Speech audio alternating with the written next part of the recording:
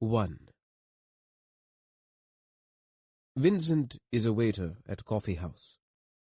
It's called just that, coffee house. The name hasn't changed in 100 years, even if the business has. You can still get a good cup of coffee here, but it's now a bar and restaurant. Not one of those low-lit bars with people crammed around tables where you come to suspect that drinking may not be such a wholesome activity after all. No, this place is airy, spacious, high-ceilinged. Drinking here makes you feel cultured, sophisticated. The walls are panelled in wood to shoulder height. Old photographs hang on the sturdy square pillars in the center of the room, showing you just how beautiful this city was a century ago. The photographs evoke a gentler, more leisurely time, and somehow Coffee House still manages to belong to that world.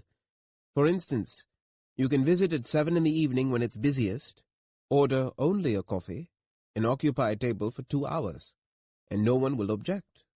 They seem to know that someone who simply sits there for so long must have 1,000 wheels spinning in his head, and they know those spinning wheels will not let a person be. Eventually he'll be overwhelmed, just like the serene spaces in those photographs that buyers devoured and turned into the cluttered mess we have around us today. But let all that be. I don't mean to brood. Getting back to this Vincent. He's a dark, tall fellow, a little over middle age, but strong, without the hint of a belly.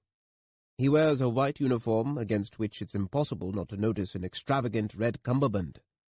On his head is a white turban, its tuft sticking out like Krishna's peacock feather.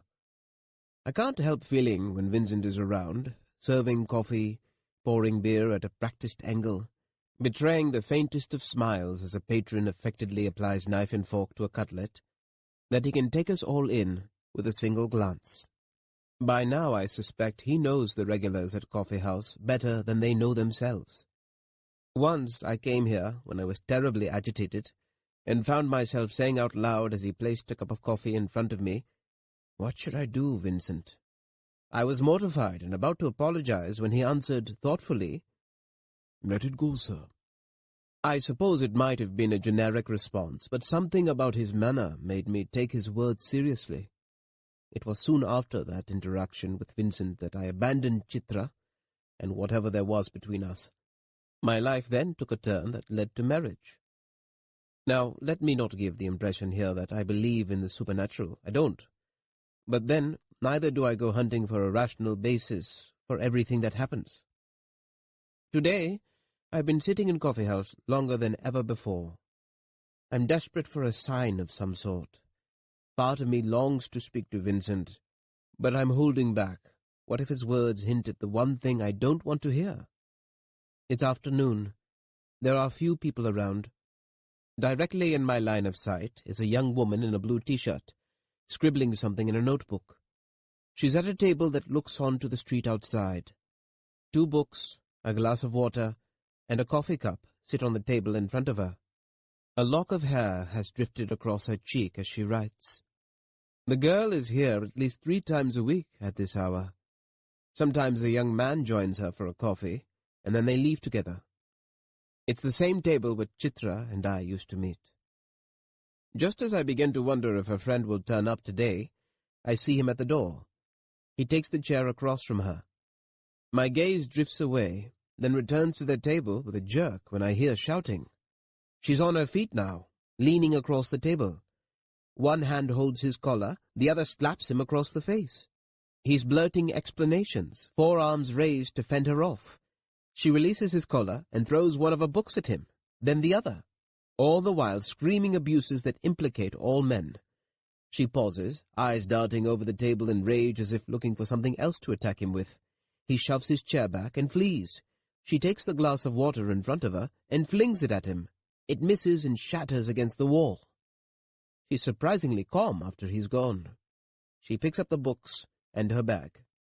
For a few moments she sits with her eyes closed, breathing heavily.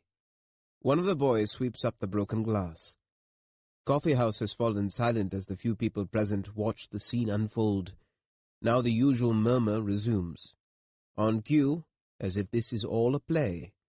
Vincent goes to her table, and she raises her head to order something. It appears Vincent already knows her order, and has it ready in the wings.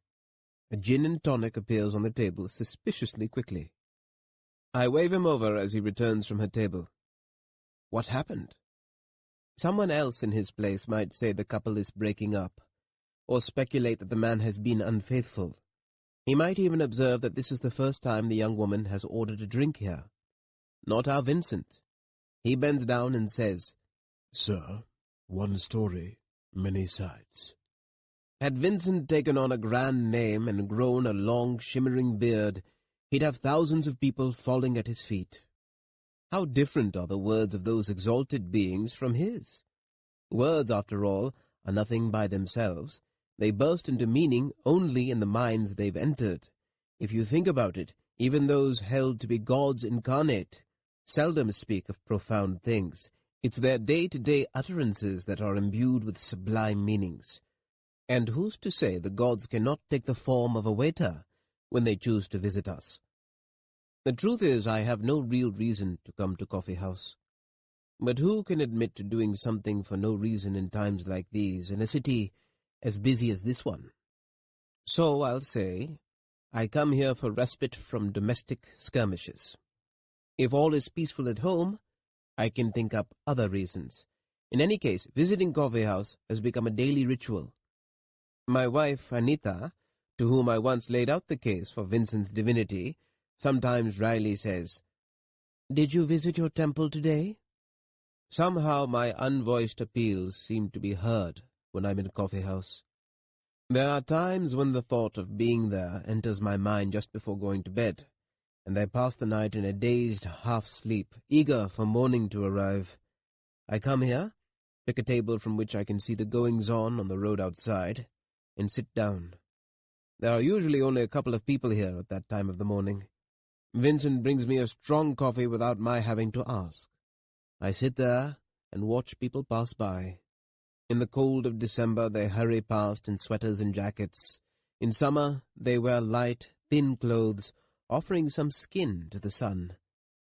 After gazing out of the window for half an hour or so, I call Vincent over, engage him in small talk, and root for pearls of wisdom in whatever he says.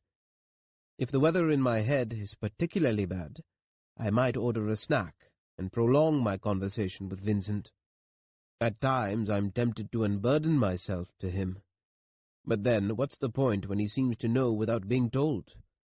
These interludes at Coffee House, away from the strains of home and family, are the most comforting part of my day. That girl who just chased her friend away reminds me of Chitra.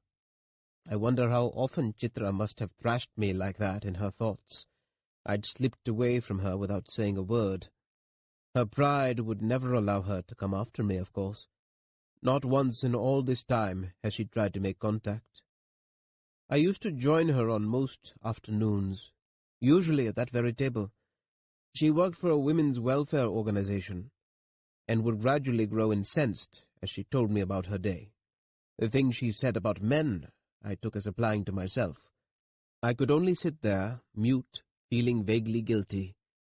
She might say, "How could you break her arm simply because the tea was not to your taste?" Or, "Do you kill your wife because she forgot to leave the key with the neighbor?" I knew the tea shouldn't lead to a broken arm or a forgotten key to a murder.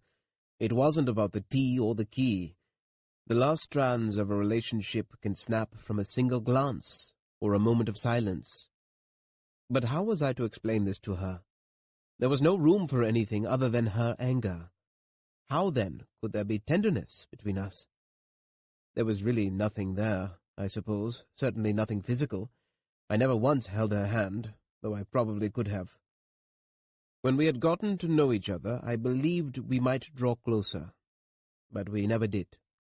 Then, one day, whatever there was between us vanished. I stopped going to Coffee House at our usual time, and instead began going in the evenings. That was it. We never saw each other again. I remember clearly what we spoke about the last time we met. She told me about a woman who had been turned out of her house in the middle of the night by her mother-in-law. While the woman shivered outside, her husband and his parents and sister all swept warm in their blankets. She'd sat there, hearing her husband's snores through the window. At dawn, she hid her shame from the milkman by pretending she was waiting for the milk. Chitra's voice grew in shrillness as she described the woman's plight. "I'll make sure that husband and mother-in-law see the inside of a jail," she swore. "I must discuss the case with our lawyer before he leaves for home," she said, and got up. She touched me lightly on the shoulder, said, "Bye, dear," as she always did, and left. It's all hazy now, and I try to remember if I knew then that it was over. I do recall that I sat there quietly for a while after she left.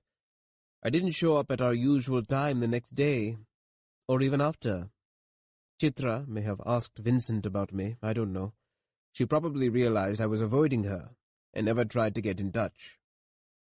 As I sit here in Coffee House today, my mind is more disturbed than usual. If I can recognize it, so can Vincent. He knows I'm eager to talk to him, and he comes to my table of his own accord. I tell him, "Another lemon soda, please?" He goes away after giving me a look that seems to say, "Is that really all?" In front of me, the girl finishes her gin and tonic with a couple of gulps and stuffs her books into her bag. My mobile phone rings, startling me. Must be from home. It's been 30 hours since I left, and I'm worried about what news the call might bring. I look at the phone, an unknown number. I answer with some dread. It's someone asking if I want insurance. "No," I say curtly, and put the phone back in my pocket. Vincent brings over a tray with a glass containing a mixture of lemon juice and salt, a bottle of soda, a tiny bowl with slices of lemon, and a long spoon. He places the tray's contents on the table with great deliberation. He produces an opener from somewhere in his cummerbund and pries open the bottle cap. As he pours, the foam comes gushing up in the glass. Vincent waits longer than necessary between pours of the soda, as if buying me time. I can pretend all I want, but how can I possibly hide from this all-knowing man the fact that I'm desperate to unburden myself? 2. Ours is a joint family. We live in the same house, my wife and I, my parents, my uncle, and Malati. Malati is my older sister, back home now after having left her husband. It is natural to wonder, I suppose, why the 6 of us should want to live together. What can I say? It is one of the strengths of families to pretend that they desire what is unavoidable. The central figure in our household is my Chikkappa, Venkatachala, my father's younger brother, and the family's sole earner. He has a weakness for work, is at it night and day.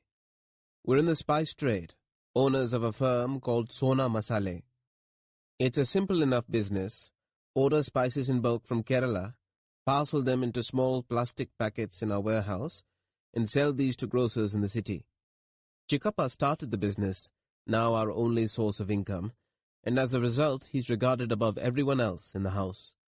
His meals, his preferences, his conveniences are of supreme importance to us all. The harder he toils, the better it is for us. He is unmarried, and we fuss over him so much that he's bound to wonder what additional comfort marriage could bring at his age. He receives all the domestic privileges accorded to the earning male of the family. At the first sound in the morning indicating he's awake, tea is made. When it's sensed that he's finished bathing, the dosa pan goes on the stove. He can fling his clothes in the bathroom or in a corner of his bedroom or anywhere at all in the house, and they'll materialize washed and ironed in his room. Sometimes, on the pretext of work, he spends the night in his room at the warehouse. We're careful not to ask him about it, but a couple of weeks ago there was a commotion when a woman came to the house. Chikkappa was at home, but he didn't step out. And why should he, when we're here to do battle on his behalf? She came on a Sunday at around 9 in the morning. She'd waited a while some distance away from the house, hoping perhaps to speak to Chikkappa if he emerged. It doesn't take long for someone standing aimlessly on the road to draw people's attention. My mother soon saw her from the kitchen window. She had on a pale green sari with a red border. Nothing in her bearing suggested she was a disreputable woman. Still, In the half-hour or so the woman stood there, glancing from time to time at the house, my mother made several concerned trips to the window. In these matters, it is always the women who suspect first. The woman likely had no intention of creating a scene, and for all we know, she might have been happy to leave after seeing Chickappa briefly. But that was not what transpired. She finally summoned the courage to approach the house. My mother saw her opening the gate and rushed out. By then she had made her way to the front steps. "How can we help you?" Amma asked. "Isn't this Mr. Venkatachala's house?" the woman asked, the hesitation evident in her voice. "Yes. Who are you?" "My name is Suhasini. Is he at home?" "Whom do you wish to see?" "I'd like to see him, Mr. Venkatachala. Can I speak to him?" "Do you have some business with him?" "I'd like to speak to him." "Regarding?" "Can I see him?" Knowing Amma, she would have felt slighted by the visitor's lack of forthrightness. But she held her tongue. After all, she had no idea who the woman was to Chickappa, and it wouldn't do to displease him. "Wait, I'll call him," she said, and came inside, leaving the woman at the door.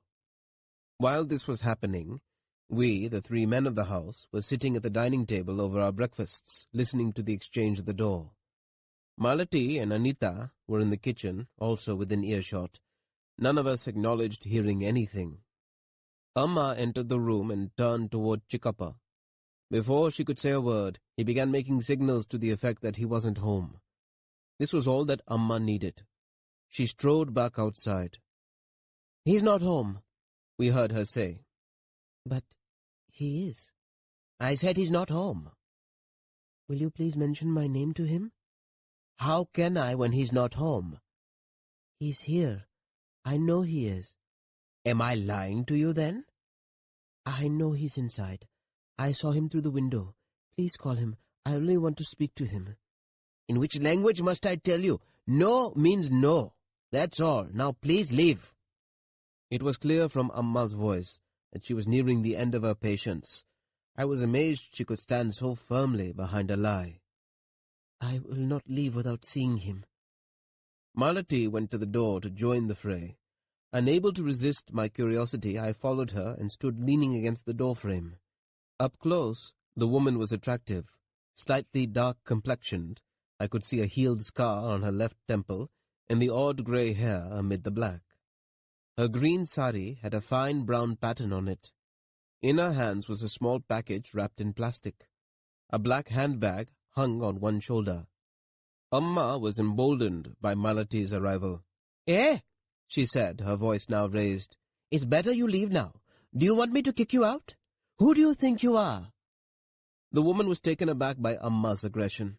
She seemed to realize the matter was getting out of hand. Making to leave, she brought out a steel container from the plastic bag in her hand and attempted to hand it to Amma.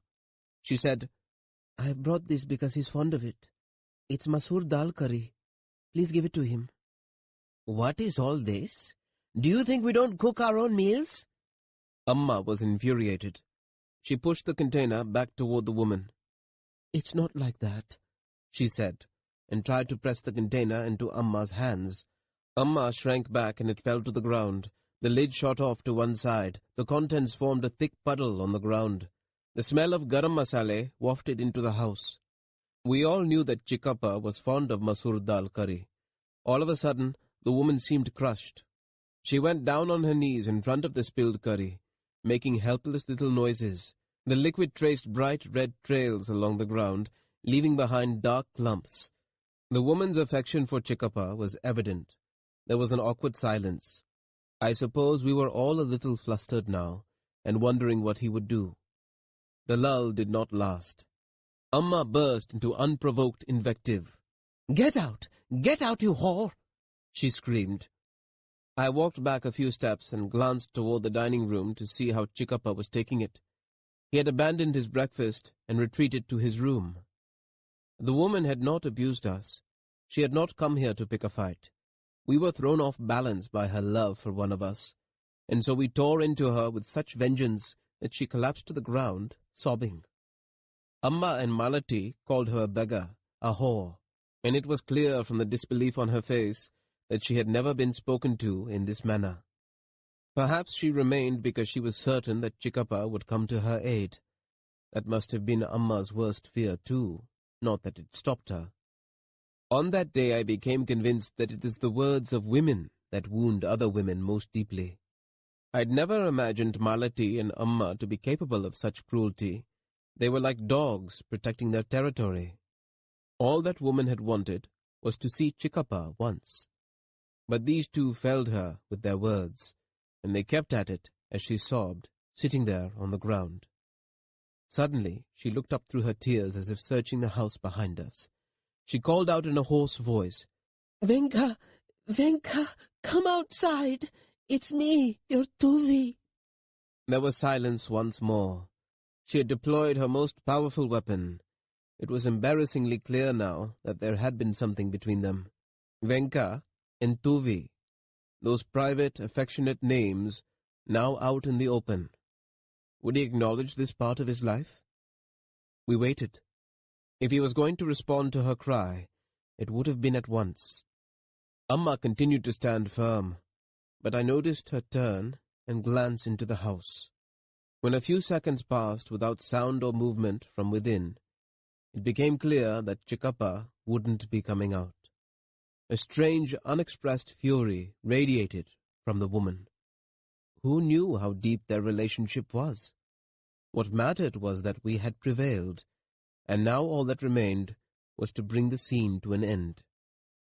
Before any of us could say anything, she got up and left. She walked briskly out of the yard and then turned for a moment to close the gate. Even now, when I recall the contempt in those eyes, it feels like someone just spit on me. She changed her mind about the gate, as if even the gate of such a house were too loathsome to touch. She walked off down the road and was soon out of sight. There was no trace of Chikappa. Why didn't he respond when she called to him? He could have addressed her as Tuvi, invited her in. He knew we wouldn't contest any decision he made. Then why didn't he? All that was left now was the smell of the curry she had brought, inviting enough to make one wonder if there might not be a little left unspilled in the container. Amma ordered that the container be thrown away. Anita did not participate in the events of that morning. She'd remained inside the house, and she felt that an injustice had been done to the woman. But does being just necessarily entail shooting oneself in the foot?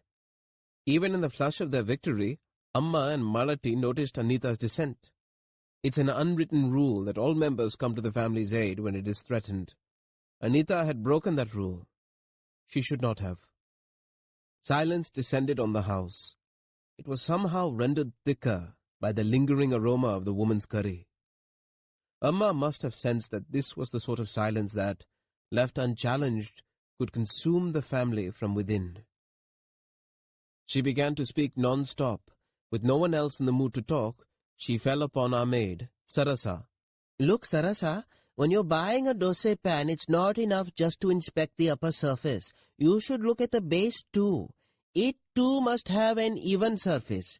And if you start using it from day one as if it's a non-stick, that's it. Your dosas will stick to the pan and come out a mess. There's a procedure to get it ready for use. In our house growing up, we would apply oil to the pan and keep it near the stove's flame for several days. Sometimes we'd leave it out in the sun too. After it was heated up, we'd wash it, scrubbing it with coconut fibers. We'd keep doing this till the pan soaked up all the oil and became ready. An ideal pan should be coarse enough for the batter not to slide away, but smooth enough that the dosa shouldn't stick when lifted. That's when a pan is ready." She went on in this vein for a while. Sarasa emitted grunts of acknowledgement at intervals as she washed the pots and pans. Amma has a voice that fills the house no matter which room she's speaking from. On this day she raised it even higher. After a while she grew dissatisfied with Sarasa's response and roped Malati in. "Malati, ask Goyappa to come here for a bit if he visits the house opposite. Our jasmine creeper is wilting. I asked him to manure it, but he seems to have dug up the roots. Today is Sunday, isn't it? That's when he visits." "Which house, Amma? Mira's?" "Yes, go tell Mira. She'll send him when he comes. The plant in your room's balcony also looks limp.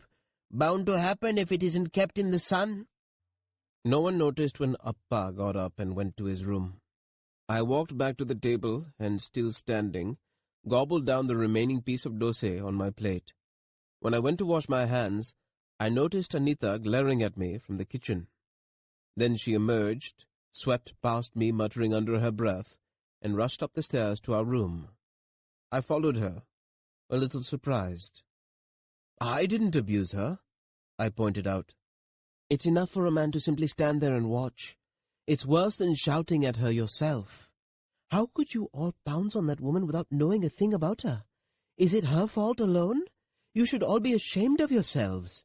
Not one of you had the guts to even hear her out. How could they treat another woman like that?" I could not refute her.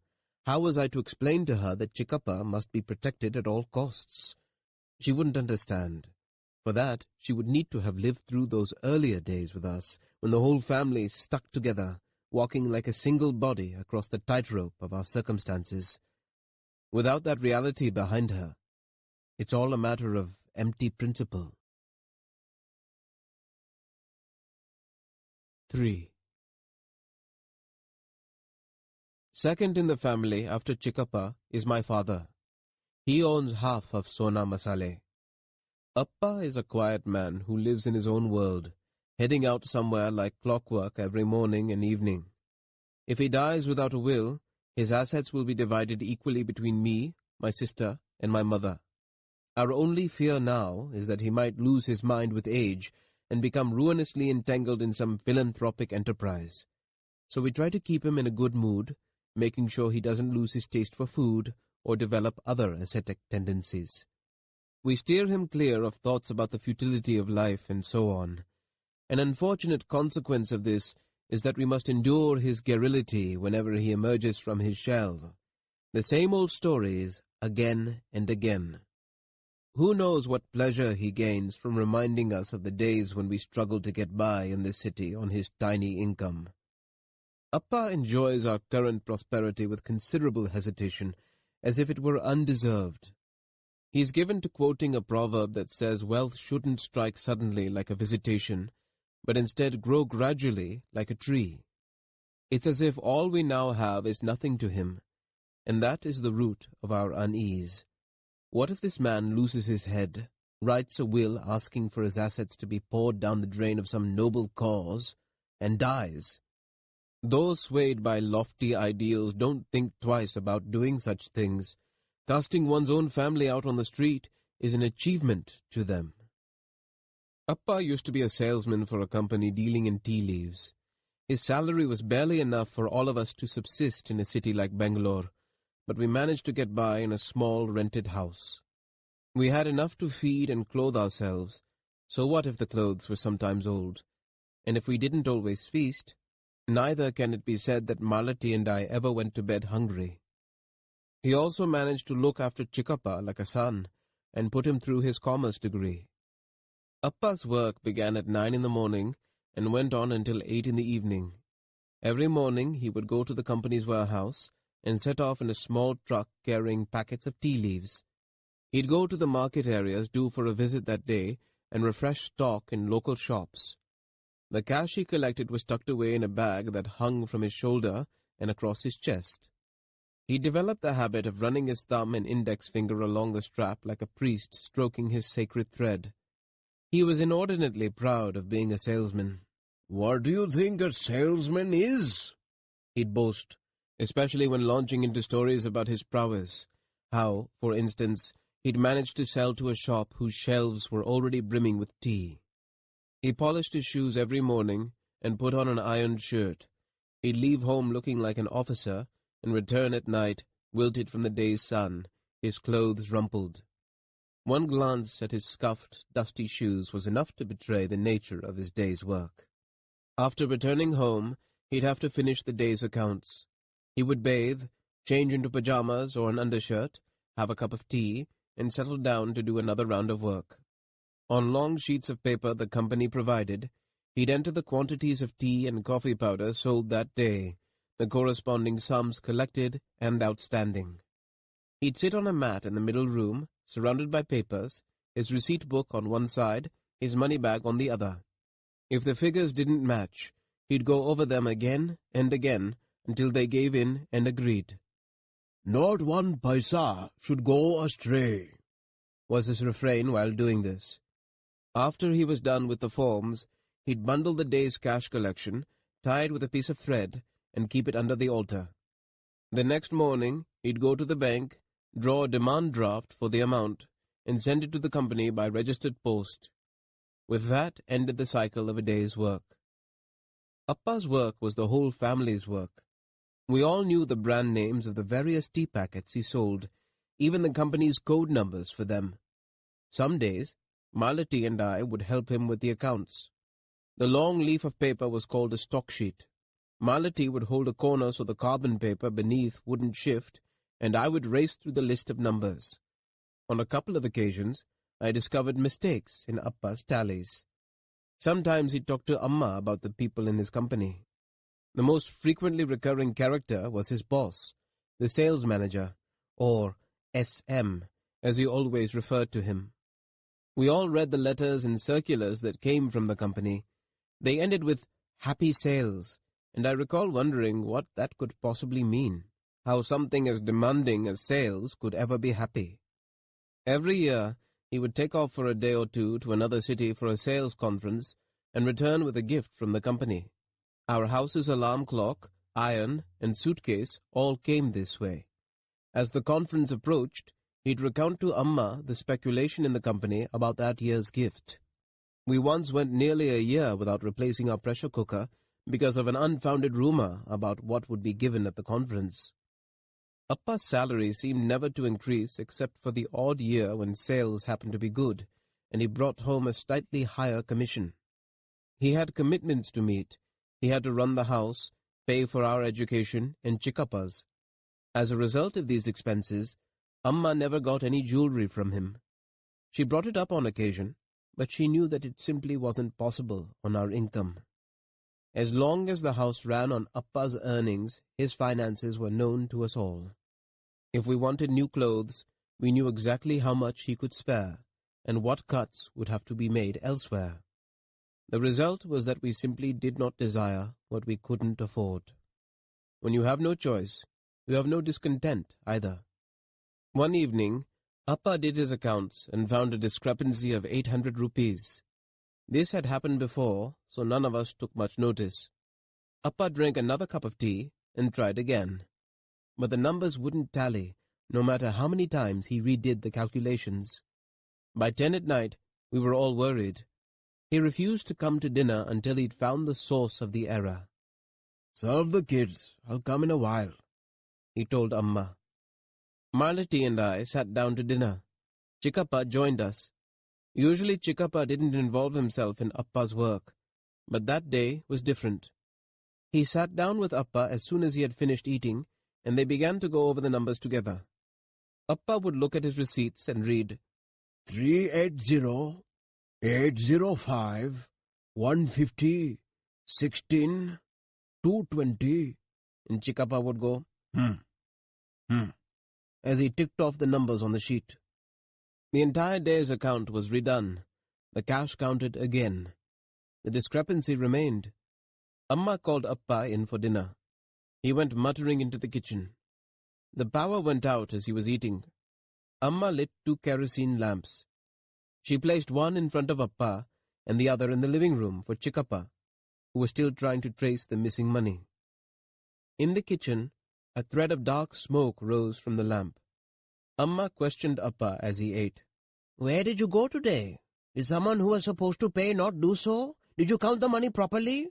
Could you have put some of the cash in a different compartment of your bag?" Appa was angered by the interrogation. He finished dinner in a hurry, went out into the living room, and shook his bag empty.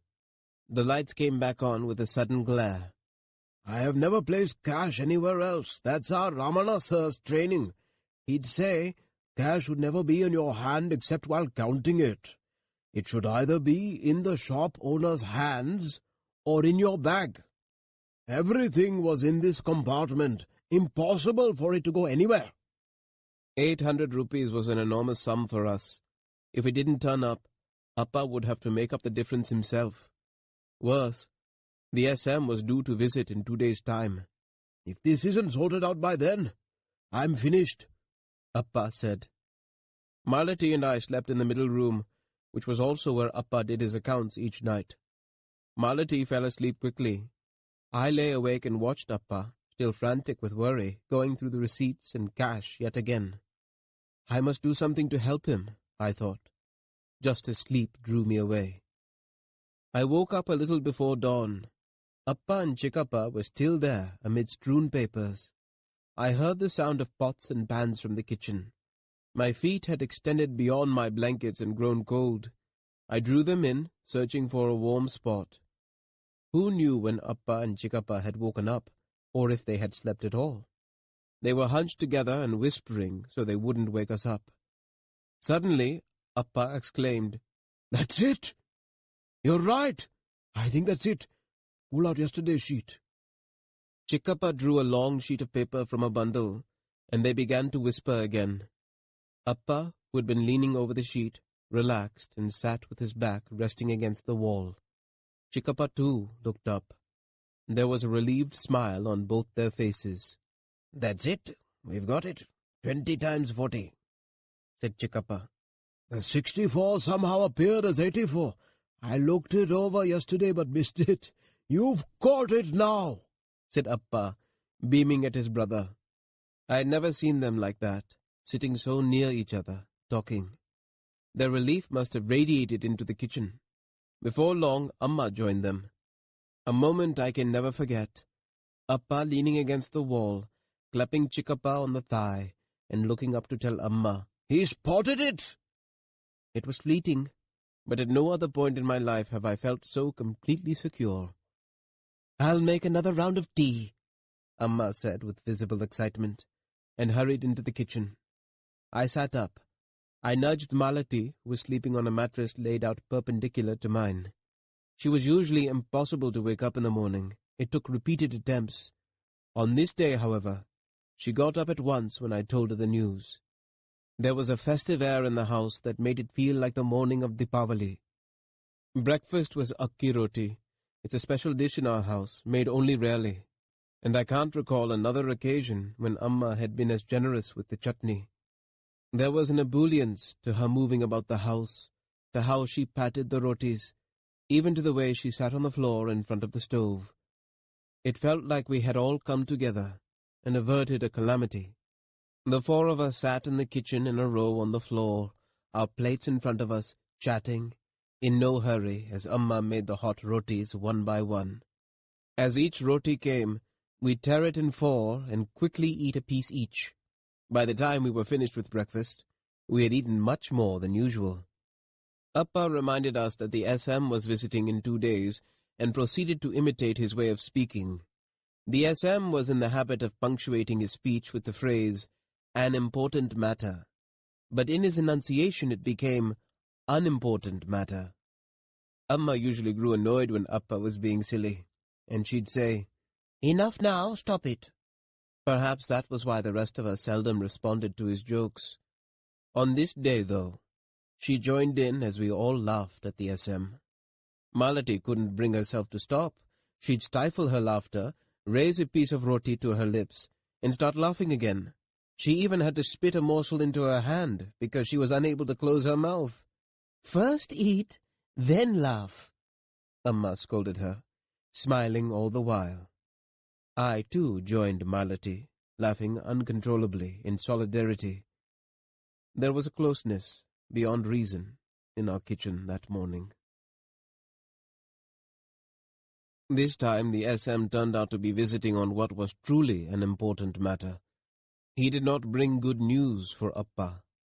Changes were being made to the company's operations. The distribution system was being overhauled, and as a consequence, all the salesmen were being pressed to accept early retirement. The SM had come down personally to break the news to Appa. Those were not times when you could change jobs easily. Losing one's job was seen as a disaster. By then, Chikkappa had started working in a private company, but his salary was modest. The family was thrown off balance. Appa had gotten ready and left early that morning despite knowing that the SM wasn't expected until the afternoon. "There will be a market visit. I'll be late returning," he repeated a couple of times before he left. "I've been seeing him all these years. A visit from him only means our targets for the year have been raised," he said more than once. Perhaps he suspected what lay ahead. He returned unusually early. I was doing my homework in the middle room. It must only have been 5:30 or so. He entered and called out to Amma, who was in the kitchen with Malati. This was unusual too. He stood with his bag still dangling from one shoulder, arm against the doorframe, and took off his shoes, one after the other.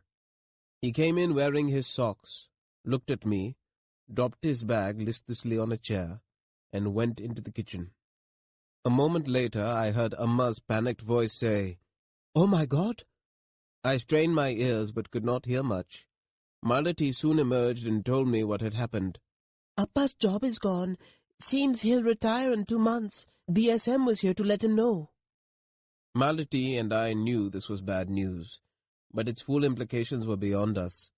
I wondered if the SM had prefaced the delivery of the news with unimportant matter, but kept the thought to myself. Appa had a cup of tea in the kitchen.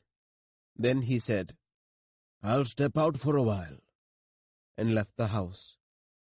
I resumed my homework with a distracted mind. Malati was quiet. After a while she said angrily, "Who does that SM think he is?" and went into the kitchen, only to return at once. She beckoned to me. Amma was sitting in front of the altar, her hands joined. The room was lit only by an oil lamp. A strange fear took hold of me.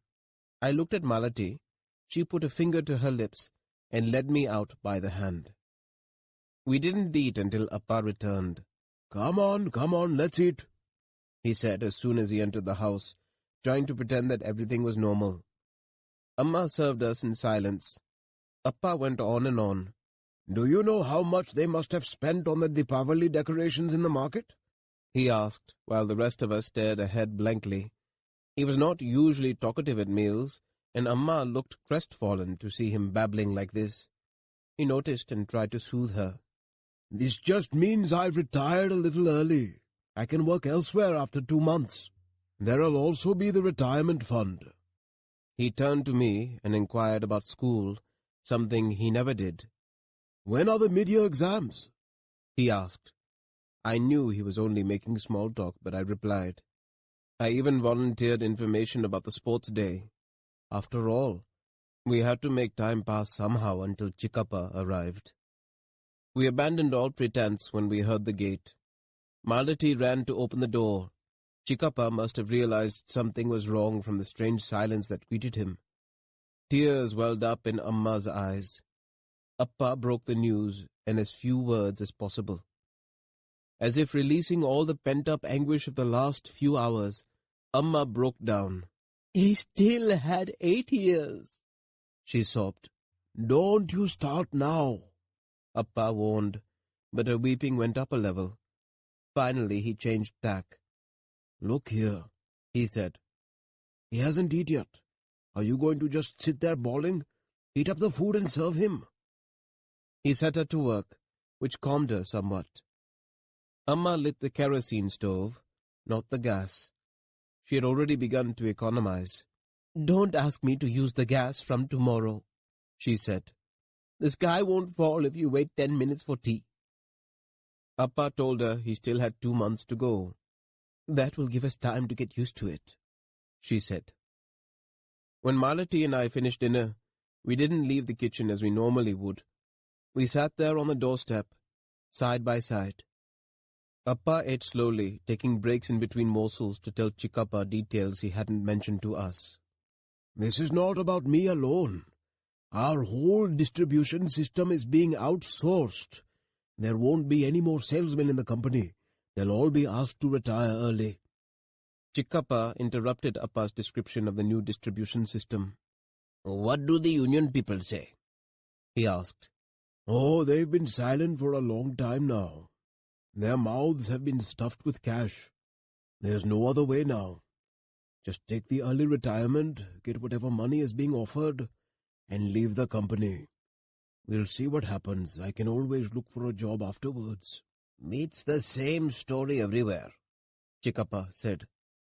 "Every company now prefers to work through these big distribution agencies. You might get a job with one of them. You have enough experience after all. They pay better too. A colleague's brother faced exactly this situation, and now he's earning more than before." The mood lightened somewhat. Chickappa splashed some buttermilk onto his plate, mixed in the remaining traces of vegetable and curry leaves with a finger, and drank straight from the plate. As he slowly picked up individual grains of rice still stuck to the plate and ate them, he brought up the matter of starting a new business. "There's something I'd like to say," he said. "It's possible that whatever's happening is for the best. It might be time to make a decision." It all sounded very mysterious, but as Chickappa spoke, it was evident from his tone that this was something he'd been thinking about. The rest of us sat there in shock. Our family had only known a salaried life. This was the first time anyone had thought of starting a business. Sona Masale was created that day in the kitchen. A crucial moment for the family, whose fate was about to take a sharp turn. "This is the business my current company does. I've seen for 2 years how it is run. There's a fellow from Kerala who works with me named Kuruppa. He said he will help me in return for a commission. If it all goes to plan, there's a lot of money to be made. The idea is to buy spices in bulk, package them, and sell them in the city. We can source the spices from Kerala initially, and then from wherever we get a good price. It's the sort of business where there's a good profit, even when it runs only fairly well. And if the rates go up while we have inventory, we win the jackpot." Though he was describing the business to Appa, he was speaking indirectly to the rest of us as well. We listened, spellbound, and perhaps with some fear too. By the time Chickappa finished speaking, the hand with which he had eaten had dried. Amma had forgotten about her own dinner. Chickappa may have had the business worked out, but he had no capital. "It's hard to get a bank loan unless you invest some of your own money," he said, and went to wash his hands. Appa made his decision in the half-minute it took Chickappa to return. Appa told him, "My retirement benefits will amount to around 100,000 rupees. It's yours to invest, and then the banks will give you a loan. Start the business as soon as you can." That was all the encouragement Chickappa needed. He had been in need of a spark to light the fire, and here he'd been handed a torch. I have always felt that Appa's impulsive decision that day had something to do with all of us being present there in the kitchen. Who knows if he'd have come to the same conclusion if left alone to mull it over. Then Chickappa said to Appa, "You will be 50% partner in the business." "He's been as good as his word. Today my father owns half of Sona Masale's considerable assets." 4. Amma, Malati and I were tied for third place in the household hierarchy, though perhaps Amma occupies a marginally higher position since her entire life revolves around the house and family. She will go to any lengths to protect them, like that time she waged a war against ants. The house we lived in when Chickappa and Appa decided to start Sona Masale was in one of those teeming lower-middle-class areas of Bangalore. Small houses all packed together. You could open our front door and be on the road in exactly 4 steps. Appa had been living there since before he was married. Our house had 4 small rooms, one behind the other, like train compartments. You could see right through the house if you kept all the doors open. The first room was just big enough for the wooden bench it contained. This was where Chickappa slept. He sometimes returned late, and on those nights we'd leave the door unbolted so he could let himself in. He could go to sleep in the front room without waking the rest of us. The space beneath the bench was where we left our slippers, and Appa his pair of shoes before proceeding further into the house. Here were also stored my cricket bat and my sister's umbrella. The next room was the middle room, where Malati and I slept, did our homework, had our fights, and also where Appa did his accounts.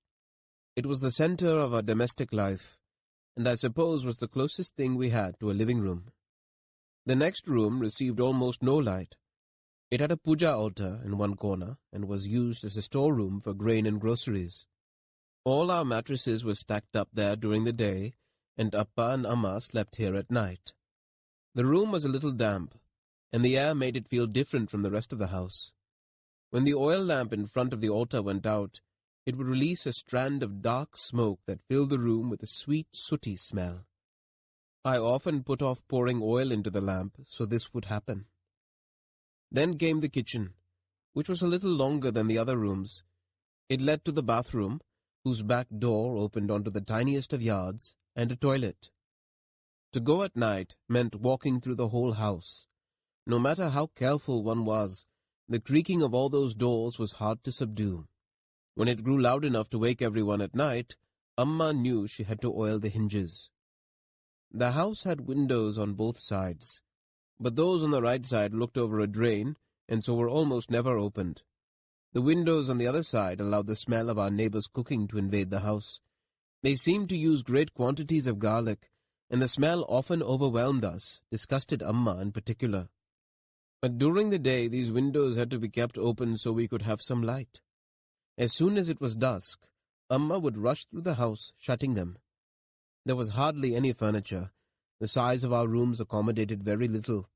A cupboard and a table for the gas stove in the kitchen, 2 green foldable metal chairs in the living room, a bench in the front room. There was no question of fitting any beds into that house. Everything was done on mats laid out on the floor. My morning alarm was the sound of Amma sweeping. At dawn she'd splash some water on the thin strip of stone between our front door and the road, scrape it clean with a coconut broom, and draw a small rangoli with rice flour. If it was cold, I'd sleep a little longer, then wake up to the smell of breakfast spreading through the house. After Malati and I left for school and Appa for the office, Amma would wash the pots and pans, sweep and mop the house, and do the laundry. When Malati was old enough, Amma began trying to enlist her help with housework. But Malati had the ability to predict when she might be called on to do some work, and would vanish on one pretext or the other: homework, a bath, a school test, a friend's house, if nothing else an urgent trip to the toilet. This slipperiness was a source of some friction between her and Amma. When he first started working, Chikkappa saved for months from his small income before managing to bring cooking gas to our kitchen. Along with it came the table the stove would rest on. There was such a bustle of excitement and anticipation the day the gas arrived. The workmen who brought the cylinder and stove placed them in the middle of the kitchen, put them together, showed us the flame, and left. We had already decided where to install the stove, but we went over the matter again at some length just to prolong the moment. Amma repeated at least 10 times that she'd heard tea could be made in 5 minutes on a gas stove. She wondered if food cooked standing up would be as tasty. She joked, "Don't ask me for tea again and again simply because it will be quick to make." We had a long discussion about how the gas cylinder ought to be turned on and off to ensure maximum safety. Appa warned Amma, "Watch carefully now. You'll forget everything otherwise." And she listened quietly without putting up a fight. Amma had surveyed the neighborhood about its gas usage patterns. She told us how long a cylinder lasted in each neighbor's house, and how it could be stretched. "If it's used only for urgent cooking, it lasts 2 months, she said. "Even when it's run out, it seems you can turn the cylinder upside down and get a little more." The inaugural preparation was to be a round of tea. I was sent out to buy some snacks for accompaniment. None of us remembers when exactly the ant menace started. In the beginning, we'd spot an ant here and there, but after a while they took over the house. There was nothing we could do without knowing where they came from, and this was impossible because they were everywhere. Amma, who had to spend the whole day with them, would say, "They're not ants. They're evil spirits come here in disguise." We had 2 types of ants. One was a small, brisk-moving black variety that appeared only occasionally. But when it did, it came in an army numbering thousands. These ants entered the house in orderly columns, then began to wander everywhere in apparent confusion, always bumping heads and pausing before seeming to realize something, and rushing off in random directions. They had no discernible purpose in life other than trying our patience. It didn't seem like they were there to find food, nor did they make the effort to bite anyone. Left to their own devices, they'd quickly haul in particles of mud and build nests here and there in the house. You could try scuttling them with a broom, but they would go into a mad frenzy and climb up the broom and onto your arm. Before you knew it, they'd be all over you, even under your clothes. For days on end, there would be a terrific invasion, and then one day you'd wake up to find them gone. There was no telling why they came, where they went. I sometimes saw them racing in lines along the window-sill in the front room, where there was nothing to eat. Perhaps they were on a mission of some sort, only passing through our house in their self-important columns. But not once did I see the tail of a column, an ant that had no other ants behind it. The other type of ant was a brown variety with more intelligence. They weren't particularly fast, but they had about them a clarity, a sense of purpose. You never found them rushing about aimlessly, killing time, but if there was as much as a speck of food to be had, they would somehow find out, turn up in orderly lines, and with great concentration haul bits of food out through a corner of the window or into a hole in the floor we'd never noticed before. These ants could drive Amma mad. She could not stand the feeling that everything we were eating had first been tasted by ants. She took to creating a moat around the food she had cooked, placing the containers in a pan filled with water. Even then, some of the ants would try to swim across and perish in the process.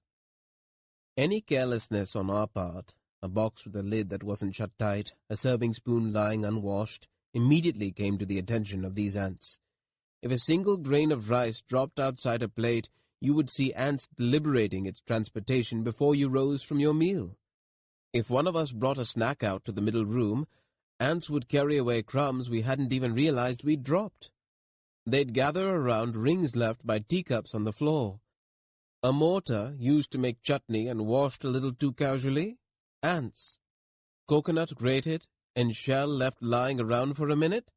Ants to finish off any remaining specks. Charred flakes around the edge of the dosa pan? Within no time, ants. Amma was obsessive about washing the pots and pans. She'd scrub them clean immediately after she finished cooking. Malati and I were trained to wash our cups and plates as soon as we were done with them. Looking back, it's possible all this had nothing to do with cleanliness and was simply part of Amma's struggle against the ants. But it was a losing battle. For all that we did to keep them at bay, they'd seize on the smallest lapse and invade. Just when we thought we had the upper hand, they'd turn up in the most unlikely places. I once opened my pencil case to find it swarming with ants. Amma resorted to chemical warfare, all sorts of powders and poisons.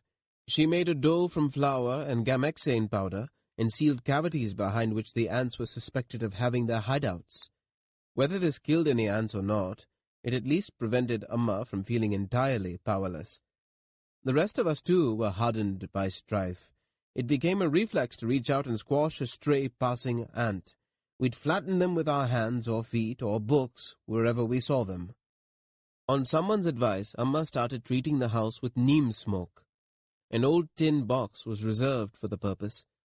About once a week, burning coals would be tipped into it over a base of sand, and handfuls of neem leaves thrown in. It produced thick smoke. Amma covered her nose and mouth with the end of her sari and walked the fuming box around the house, letting it linger in corners and behind the cupboard. Once I woke up in the middle of the night to go to the toilet and found Amma in the kitchen on her haunches, facing the wall, tracing the path of a line of ants with a flashlight. Now, unlike rats and cats, ants don't make things fall in the night and wake people up. I can only imagine the clamor they must have created in her mind. At one point, she even went around meeting officials and got the city corporation to fumigate the neighborhood. It's impossible to say whether it made a difference. We still had ants. We had no compunction toward our enemies, and took to increasingly desperate and violent means of dealing with them. If we noticed they'd laid siege to a snack, we might trap them in a circle drawn with water and take away whatever they were eating, then watch them scurry about in confusion before wiping them off the floor with a wet cloth. I took pleasure in seeing them shrivel into black points when burning coals were rolled over them. When they attacked an unwashed pan or cup, they'd soon be mercilessly drowned. I suppose initially each of us did these things only when we were alone, but in time we began to be openly cruel. We came around to Amma's view of them as demons come to swallow our home, and became a family that took pleasure in their destruction. We might have changed houses since, but habits are harder to change. The first time I saw our old house well lit was the day we moved out. It's a day I will never forget. All the windows on both sides were opened, and light came streaming into the house. Chikappa had arranged for gunny sacks and cardboard boxes in which to pack our belongings. There wasn't that much to pack, so it only took about an hour. We loaded it all into a small tempo. Appa left to accompany our things to our new home, sitting next to the driver. The house we'd lived in until then looked shockingly bare. Dust and the detritus of moving were everywhere. With their contents gone, the rooms looked even smaller and strangely lifeless. Where the floors had been covered by something, there was dirt along the edges. The wall behind the cupboard, that held our pots and pans, was caked with ant nests. Appa had argued against taking the old cupboard to the new house, but Amma insisted. For the first time, I wore my slippers inside the house.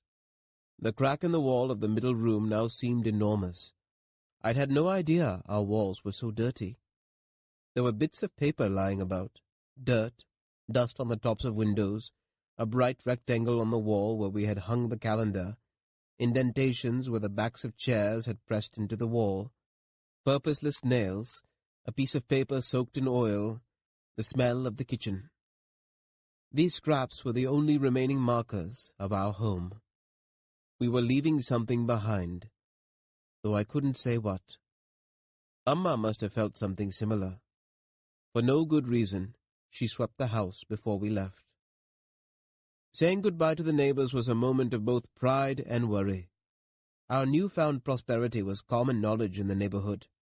Still, our having bought a house, and in an upmarket area at that, was liable to provoke surprise and envy, so Amma did not dwell on the details. I suppose we too viewed our ascent with a touch of disbelief. Could money acquired overnight also not depart with equal haste? As Amma and I went to each house, they all said, "Don't forget us, keep visiting." At the age I was then, this seemed absurd. I had grown up among them. How would it be possible to forget these people? Now I see what they meant. By the time we reached our new house, the tempo had dropped off our belongings and left. Sacks and boxes were lying in the middle of the hall. The house was huge in comparison to the one we had left. 2 stories, a room for each person. The smell of fresh paint still lingered. Our bench and 2 chairs couldn't make a dent in this expanse. Everything we'd brought from the old house appeared more worn, even unrecognizable, in this new place. Soon, Chikappa had a dining table with 6 chairs brought in. We'd visited the house twice before buying it, but it seemed different now that we'd moved in. The kitchen had a counter on both sides, so all the cooking would have to be done standing up. There was no scope here for sitting on the floor. It was apparent at once that the old cupboard Amma had insisted on bringing along simply did not fit here. It was shunted to the backyard. There was no need for the gas stove table either, and this went to the storeroom. The bench on which Chikappa used to sleep was installed on a balcony on the 2nd floor. 1 chair each in Malati's room and mine. Everything we had from the old house was now scattered. Chikappa brought home dinner. For the first time, we all ate together at a table. "Feels like a hotel," Appa joked. No one laughed. "We'll get used to it," Chikappa said. Chikappa announced that he had set aside some money for buying furniture. He told Malati and Amma, "My friend owns a furniture shop. I'll take you there tomorrow. You don't have to worry about the price. Just pick out whatever you like. I'll pay for it all later." Never before had I seen Malati look so enthusiastic about a task assigned to her. 5. Malati had always been unstable, a pile of gunpowder waiting to go off. All it took to light the fuse was our improved finances. She was in college when we moved to the new house. We'd been painstakingly frugal until then. What choice did we have? We consulted each other when money was to be spent, gave precise accounts. We thought of the family as being interdependent. A person who spent money was also taking it away from the others. All that changed overnight. There was enough now to buy things without asking for permission or informing anyone or even thinking about it. Appa's hold on the rest of us slipped. And to be honest, we lost hold of ourselves too. We needed things for the new house, and this freed us in the matter of making purchases. For the first few weeks, we bought as we had never bought before. Amma and Malati obeyed Chikkappa's instructions with diligence and emptied his friend's furniture shop. Soon the house was crammed with expensive mismatched furniture and out-of-place decorations. A TV arrived. Beds and dressing tables took up space in the rooms. In retrospect, many of the new objects had no place in our daily lives. Our relationship with the things we accumulated became casual. We began treating them carelessly. Malati personified the chaos in our family. She'd always been quick to anger and inconsiderate of others, and those attributes found fuller expression in our new way of life.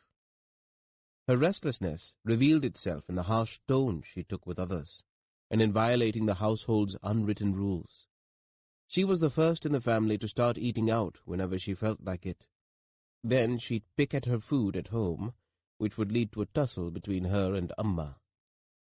Until then, eating at a restaurant had been an infrequent treat.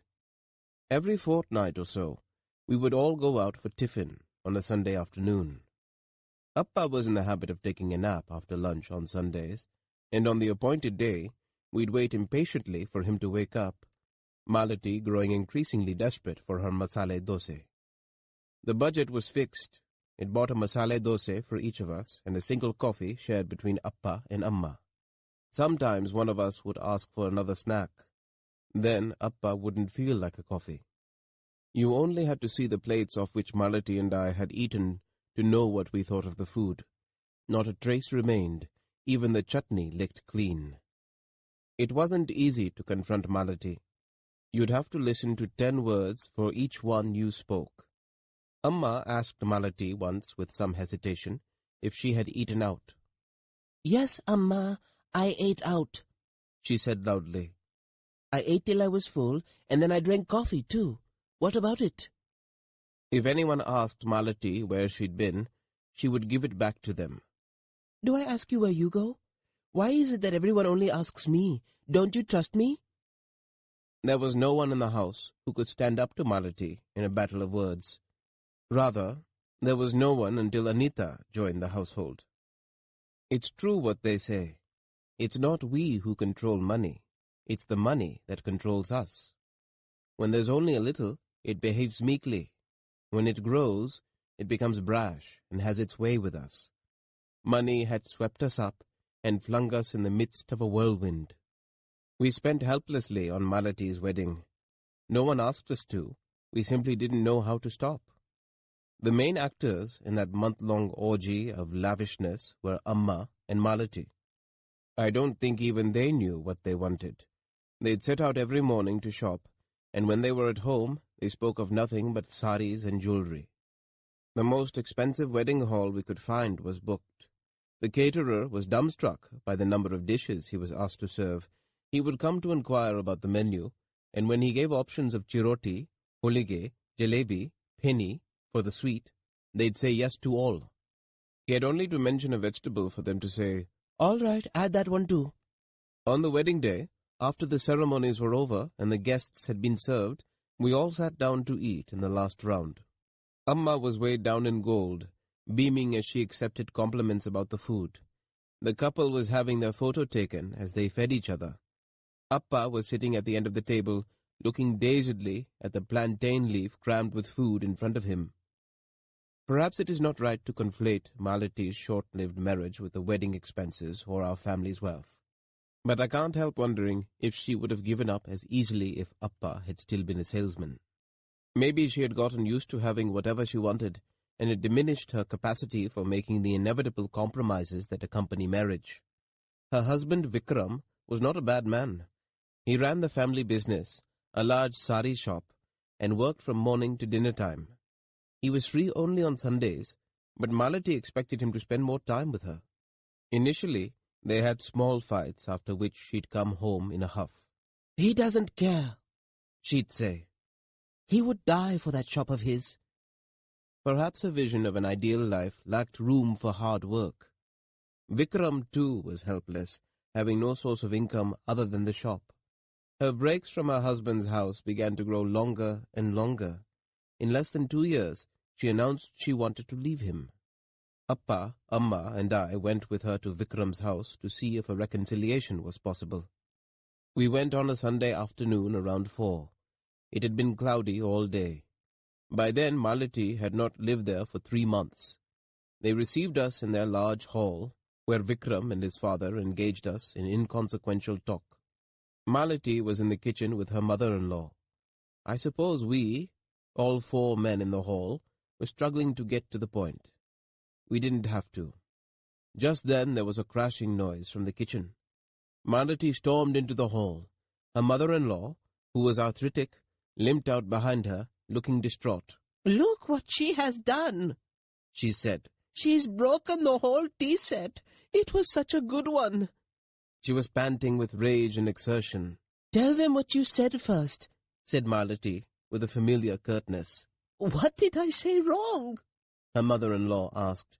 "I asked why she unpacked a new tea set, that's all." "Why not a new tea set for my family? Why serve them in old chipped cups?" "There's nothing wrong with the cups we use every day. I only asked what need there was to open a new one, that's all. And that's why I broke it. There's no need for it after all." Her mother-in-law couldn't resist. "Is this what your parents have taught you?" she asked in front of them. "Yes, that is what they have taught me. You can ask them yourself since they're here. Go on, ask." It had all gotten out of hand. Vikram's father said to Appa and Amma, "Look, now you've seen for yourself. How is it possible to get along when anything we say leads to a scene?" Malati's mother-in-law was in tears. Vikram couldn't stay quiet any longer. "Why are you weeping, Amma? Everyone's seen how she behaves. Let her go stay in her parents' house if she doesn't like it here." His tone was not particularly harsh, but there was an obvious touch of male authority in his words. His father raised his voice now. "Look," he said, pointing to his wife. "I've lived with her all these years, and not once have I made her cry. It's only after this girl has arrived that I've seen her in tears." Malati could hardly be expected to stay quiet. Yes, it's all my fault. You're all very gentle people." Her mother-in-law wiped off her tears and said, "You can't buy graciousness. It's something that's handed down through the generations. They say the newly rich carry umbrellas to keep moonlight at bay." Amma was wounded by this. "Yes, it's true we've lived in poverty. That doesn't mean our heads have spun around because some money came our way." It was clear that all this was not going anywhere. We rose to leave. They didn't ask us to wait, nor did they come to the door to send us off. Malati led the way, still fuming. I felt it was mostly her fault, but I wasn't going to say anything while she was in this frame of mind. Appa hadn't said a single word all through the afternoon's farce. The next Sunday, I went to see a film in the afternoon. When I got back home, everyone, including Chikkappa, was sitting in the hall. Something about the way they were gathered struck me as ominous. Appa and Amma were on the sofa. Malati was sprawled in a chair. Chikkappa was in the chair opposite her. Malati was somewhat triumphantly ticking items off on a list of jewelry. I knew there had been some concerned talk of recovering her jewelry from her husband's house. It seemed to have been done while I was out. Chikkappa greeted me as soon as I entered. Come, you were the only one missing." Malati started from the beginning for my benefit. "I went there at 1 in the afternoon," she said. "I knew they'd all be home between noon and 2. Chikappa's friends were waiting in the park nearby. Their leader is called Ravi. He told me, 'You just go there and give me a missed call, sister. We'll be there in no time.'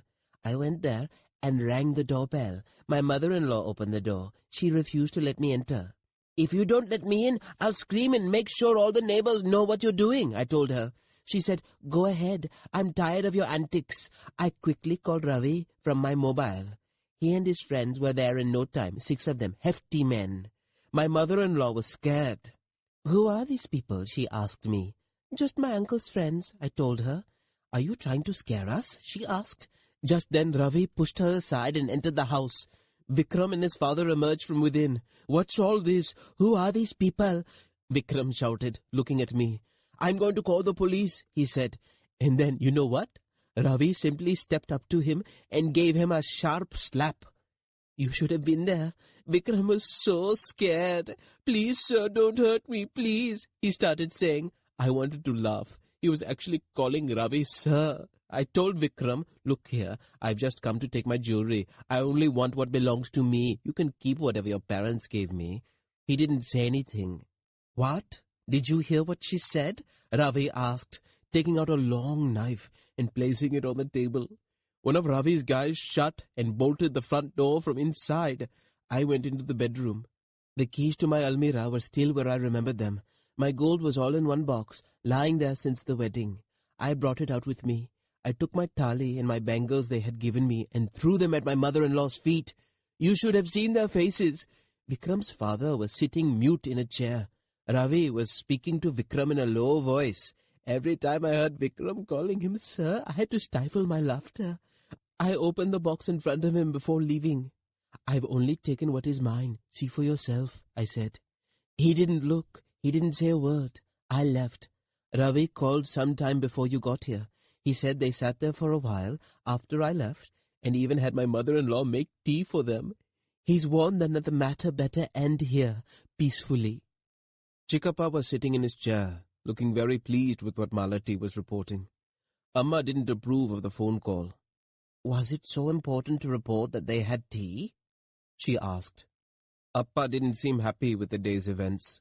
"This means we've broken all relations with them," he said to Malati. "You shouldn't have gone there and frightened them like that." Chikappa cut in. "They're all my friends, nothing to worry about. Don't family members go in these circumstances and bring back valuables? Same thing. It's also their work. They call themselves recovery agents. It's these times we live in. Nothing is straightforward. If I didn't use their help to get payments due to Sona Masale, all I'd be doing is walking from street to street, knocking on doors." Appa got up and left the room. My guess is that Amma didn't approve of these rough methods either, but she would never say that. "Where's today's paper?" Chikappa asked, indicating there was nothing more to be said. Malati went to her room. I followed soon after. When I passed the closed door of her room, I thought I heard sobs from inside. Perhaps it had all gone too far, and she was being pushed down a path she really didn't want to take. I wanted to go in and console her, but I didn't know what I would say. And what if she thought it a loss of face to be seen crying? I went on to my room. Amma had hopes that Malati's marriage could be salvaged. I suspected that Malati was not entirely indifferent to Vikram either. Perhaps she even loved him. But she settled in at home and attempted no reconciliation. Nor did he. None of us had the courage to ask her where she went or what she was up to. Occasionally, she half-heartedly helped Amma with the housework. But this was aimed only at asserting her position in the house, and it became more conspicuous once Anita joined the household. The rest of the time she was thumbing messages into her phone. Sometimes I heard her on the phone late at night and wondered who it could be. That Ravi? Or was it possible she was softening toward Vikram and meeting him without the knowledge of their families? Malati forever invoked a friend named Maidali, with whom she would watch films, at whose place she would stay, in whose company she would take trips to Mysore and Madras. I suspected this Maidali was a front behind which she was having an affair with someone. But even if that were true, What could I have done? Malati's restlessness, her lack of peace, touched all of us. She was outspoken, rude, aggressive, it's true. Yet we had lived for years in some sort of harmony. How could that aspect of our life together have vanished entirely? In the middle room of the old house where she and I used to sleep, sometimes we'd chat late into the night, and she would confide in me. She told me about her college, her classmate Vandana, whose stepmother served her leftovers, and who was in love with a boy they called Koli Ramesh.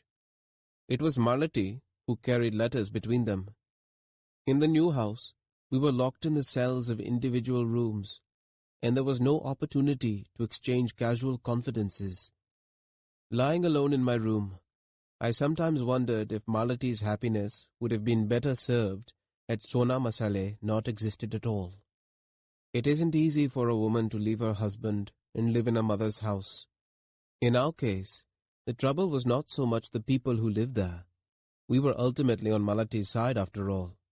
But others, guests who visited home, people we would run into at weddings, well-wishers ever eager to put us on the defensive, busybodies. We all grew a little paranoid, suspecting malice on the part of anyone who spoke to her. Terrible stories spread about her after she got back her gold from Vikram's house, stories in which she was made out to be an incarnation of Poolan Devi. She had led a band of goons and ordered them to vandalize the house. She had herself held a knife to her husband's throat. I know she could have done without all the talk. I'm sure she too wanted to live a regular happy life. But things had somehow gone awry. I'm not sure how. Perhaps it isn't right to place the entire blame on Sona Masale. I don't know. 6. Now what can I say of myself that is only about me and not tied up with the others? Wherever I try to start, I quickly run into one of 3 women, Amma, Malati, or Anita, each more fearsome than the other. I sometimes wonder if their every moment is spent sharpening their tongues, silently accumulating resentments for later use. And then, when they're in the mood, they'll whip up a storm that gives me the shivers even to think about. It might start when I finish my bath in the morning and call out casually, "What's for breakfast, Amma?" Amma says, "I've made avocado upma because you like it." It seems an innocuous enough statement. An outsider may not be able to see its explosive power. But as someone who lives in this house, I know just how grave the consequences can be. I start hurrying to leave the house before it erupts. I jump into my clothes, scramble for my bag, and right then Anita might say to me, just loud enough for the others to hear, "I hope the prince will eat in comfort. So what if the rest of us starve?" The reason? She can't stand avocado, to the point where she throws up every time she smells the beans. It's true I like them, but I don't need to have them. But ever since Amma learned that Anita despises avocado, she buys them every time she spots them in the vegetable market. She can do this because she controls the kitchen. There's a daughter-in-law, there's a daughter who's left her husband and set up camp here, yet Amma clings to the kitchen. It's not her fault.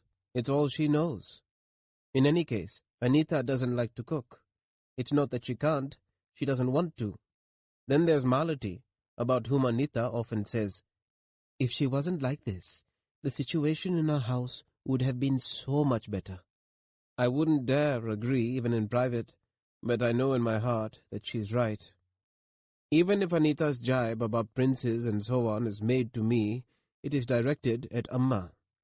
Amma flares up every time Anita speaks disrespectfully to me, or makes barbed remarks about my sloth, or my tendency to procrastinate, or bring up the fact that my rightfully earned personal income is precisely 0.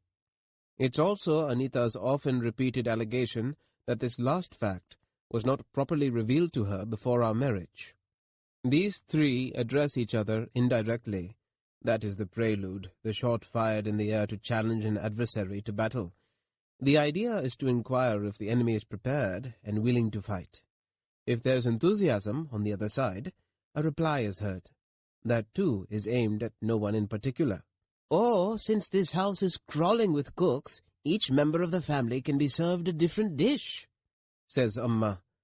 How can Anita stay silent? She drags her sister-in-law into the ring.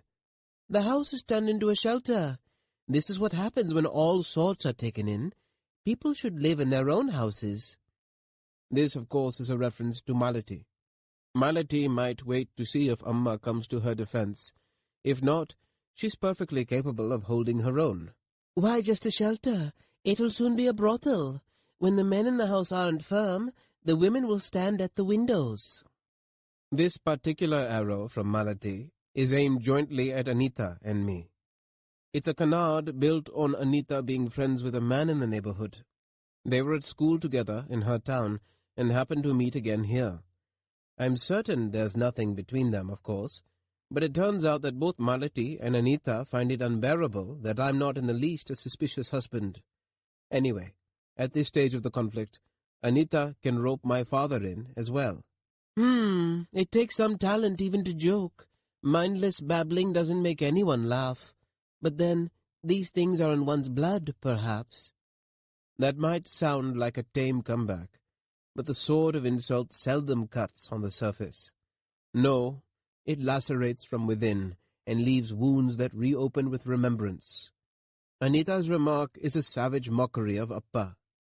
He attempts compulsively to say something funny all the time, and this has turned him into an object of laughter. No one is amused by his quips. Making matters worse, he laughs at his own jokes. That laughter, too, has increasingly grown feeble and nervous and altogether pathetic. All this is perhaps not unrelated to the fact that a while ago he grew so listless that he was prescribed a course of antidepressants. Anita's remark about jokes feels innocuous, but it carries with it painful associations. The rest of us become flustered and try to ensure Appa doesn't hear any of this. Anita sees victory in our flapping about. Doesn't she know our entire future is perched on a will Appa hasn't written? What can one say about such suicidal behavior? After all this blowing of war bugles over the Upma, I don't even eat it. I rush out and arrive at coffee house just as it is opening. I sit down, order a vegetable cutlet and a coffee. I make some small talk with Vincent. So, Vincent, what's news? He says, "Holes in doses in everyone's house, sir." A common enough adage, it's true, but am I to believe he brought it up with no knowledge of the morning's events? In any case, I sit there with my coffee and brood over what might have happened after I left. The day's routine at home is a matter of speculation to me. I leave in the morning for coffee house, carry on with my day, and only return after dark. I stay out all day like any other office-goer, killing time with great dedication. I wasn't always like this. It started after I finished my degree and a position was created for me at Sona Masale. I even got an office to myself. Chickappa had once told me, while I was in college, "Come join us after your studies and help us grow the business. Don't go and work for just anyone." And I didn't work for just anyone. Nor did I work at Sona Masale. I didn't work at all. How did I slip into this way of life? I can only look back and wonder. I recall a time when I received daily lectures about how I had to study well and find a job. The pressure eased when Sona Masale began doing well. The family no longer looked to me as the person who'd one day have to provide for us all. Instead, there developed an unspoken understanding that I'd end up helping Chickappa with the business. I began going to the warehouse when the time came, but it was clear from my very first day that they had no real need for me. They'd assign me a few trivial tasks because I was there, but nothing of significance ever got done without Chickappa's approval. Soon I was bored out of my wits. At times I'd come into a fit of enthusiasm and try to change something, but I didn't know enough about the business and would only end up burning my fingers. My attempts at actually working there lasted no longer than 6 months. I eased myself out, almost without realizing it. But still, it is the duty of the family to preserve my self-respect. I would be married one day, and I shouldn't have to suffer the indignity of holding my hand out for money while my wife watched. So, a monthly deposit began to be made to my bank account. It goes on to this day. Who would work when they get paid for doing nothing? With the exception of Chikapa, of course, who knows nothing other than work. This is my typical routine. I finish my bath and, on peaceful days, eat breakfast. I get ready and leave home for coffee house at the appointed time. From there I go to the warehouse, sit in my office, and read 3 newspapers from beginning to end. Lunch. A nap on my office sofa. Tea. As the sun goes down, I set off again for coffee house. From there I saunter about for a bit and eventually drift homeward. No one at the warehouse has any reason to enter my office, except whoever cleans it before I arrive in the morning. I don't step out, either. From time to time, I sign wherever Chikapa jabs his finger, and that's all the work I do. My business cards are reprinted every year. They say I'm the director of the firm. I didn't put up a fight when the family began efforts to get me married. None of my attempts at romance had gone anywhere. Chitra was the only one with whom I'd even gotten as far as having long conversations, and that was over. Because Malati's marriage had ended badly, Amma was more circumspect when it was my turn. "Let's not get entangled with rich people," she said, and so when we received word about the daughter of a college lecturer in Hyderabad, she was inclined to pursue the matter. The alliance was brought to us by a friend of the family named Shripati. It was a Thursday, at about 10 in the morning. I was about to leave home for the day when Shripati arrived. Wait, don't go," he said. "It's you I've come to talk to." He chatted with Amma about mutual acquaintances, reported on his visit to Raghavendra Swami temple, delivered gossip from the attached monastery, ate doses, proceeded in stages to make himself comfortable, and finally broached the subject. "Look, this girl is good as gold. She's done her BA. The father is well respected. He has made his name in the university. We were actually looking at her for my sister-in-law's brother, but he never turned up from the United States. There's some talk he might have married there, but who knows? Anyway, if you all agree, I can put the matter to the girl's father. Of course, I can't guarantee they'll say yes. Times have changed. It's not like the old days." I looked at her photograph and found her prettier than the other girls I had seen. I decided to make her mine before other proposals came her way. It all went quickly from there. When we came to the matter of seeing the girl, I corrected Shripati with what I had picked up from Chitra's feminist talk. We should speak of the boy and the girl both seeing each other. He said, Yes, of course. I meant exactly that. Is it even possible these days to arrange a marriage with only the boy's consent? I must say you are well matched. Her father, too, thinks along these lines." A couple of days later, on Sunday, we booked a car and set off for Hyderabad. Shripati accompanied us. Anita and her parents met us at the hotel we were staying in, and it wasn't long before the match was agreed upon. I took Anita down to the restaurant for a coffee. That was the only time we had to ourselves. The wedding date was fixed before we left Hyderabad. It had all gone by like a dream. On the journey back, Shripati told us at great length about Anita's father's idealistic views. This was probably meant to soothe Amma, who had taken offense at something he said. When Anita and I were away, having coffee, Amma had announced grandly that we didn't expect a dowry. It seems Anita's father said, "I wouldn't give my daughter to you if you asked for one." Amma, who'd been enjoying her own magnanimity, was not pleased. As we were returning to the room from the restaurant, Anita had told me she would visit Bangalore soon so we could meet again.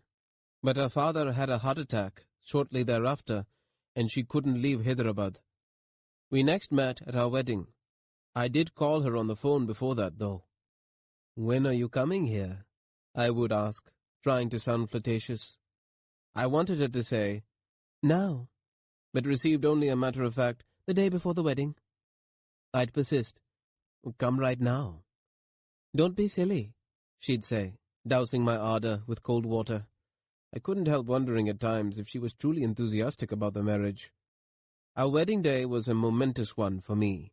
A woman entered my life for the first time. Until then, I had never even held a woman's hand. That day I discovered the exhilaration of getting married in the traditional way. What I'm saying might be incomprehensible to couples who have spent time together before marriage and for whom the wedding comes as a formality. They'd probably just laugh and call mine a case of sour grapes. And maybe they're right. It's true that things didn't happen this way because I wanted them to. But a few details from the wedding day might help explain what I mean. In the days leading up to the wedding, I couldn't resist gazing at her photograph from time to time. That's when I would call her on the phone. I had 2 photographs of her, both brought by Shripati when he first proposed the match.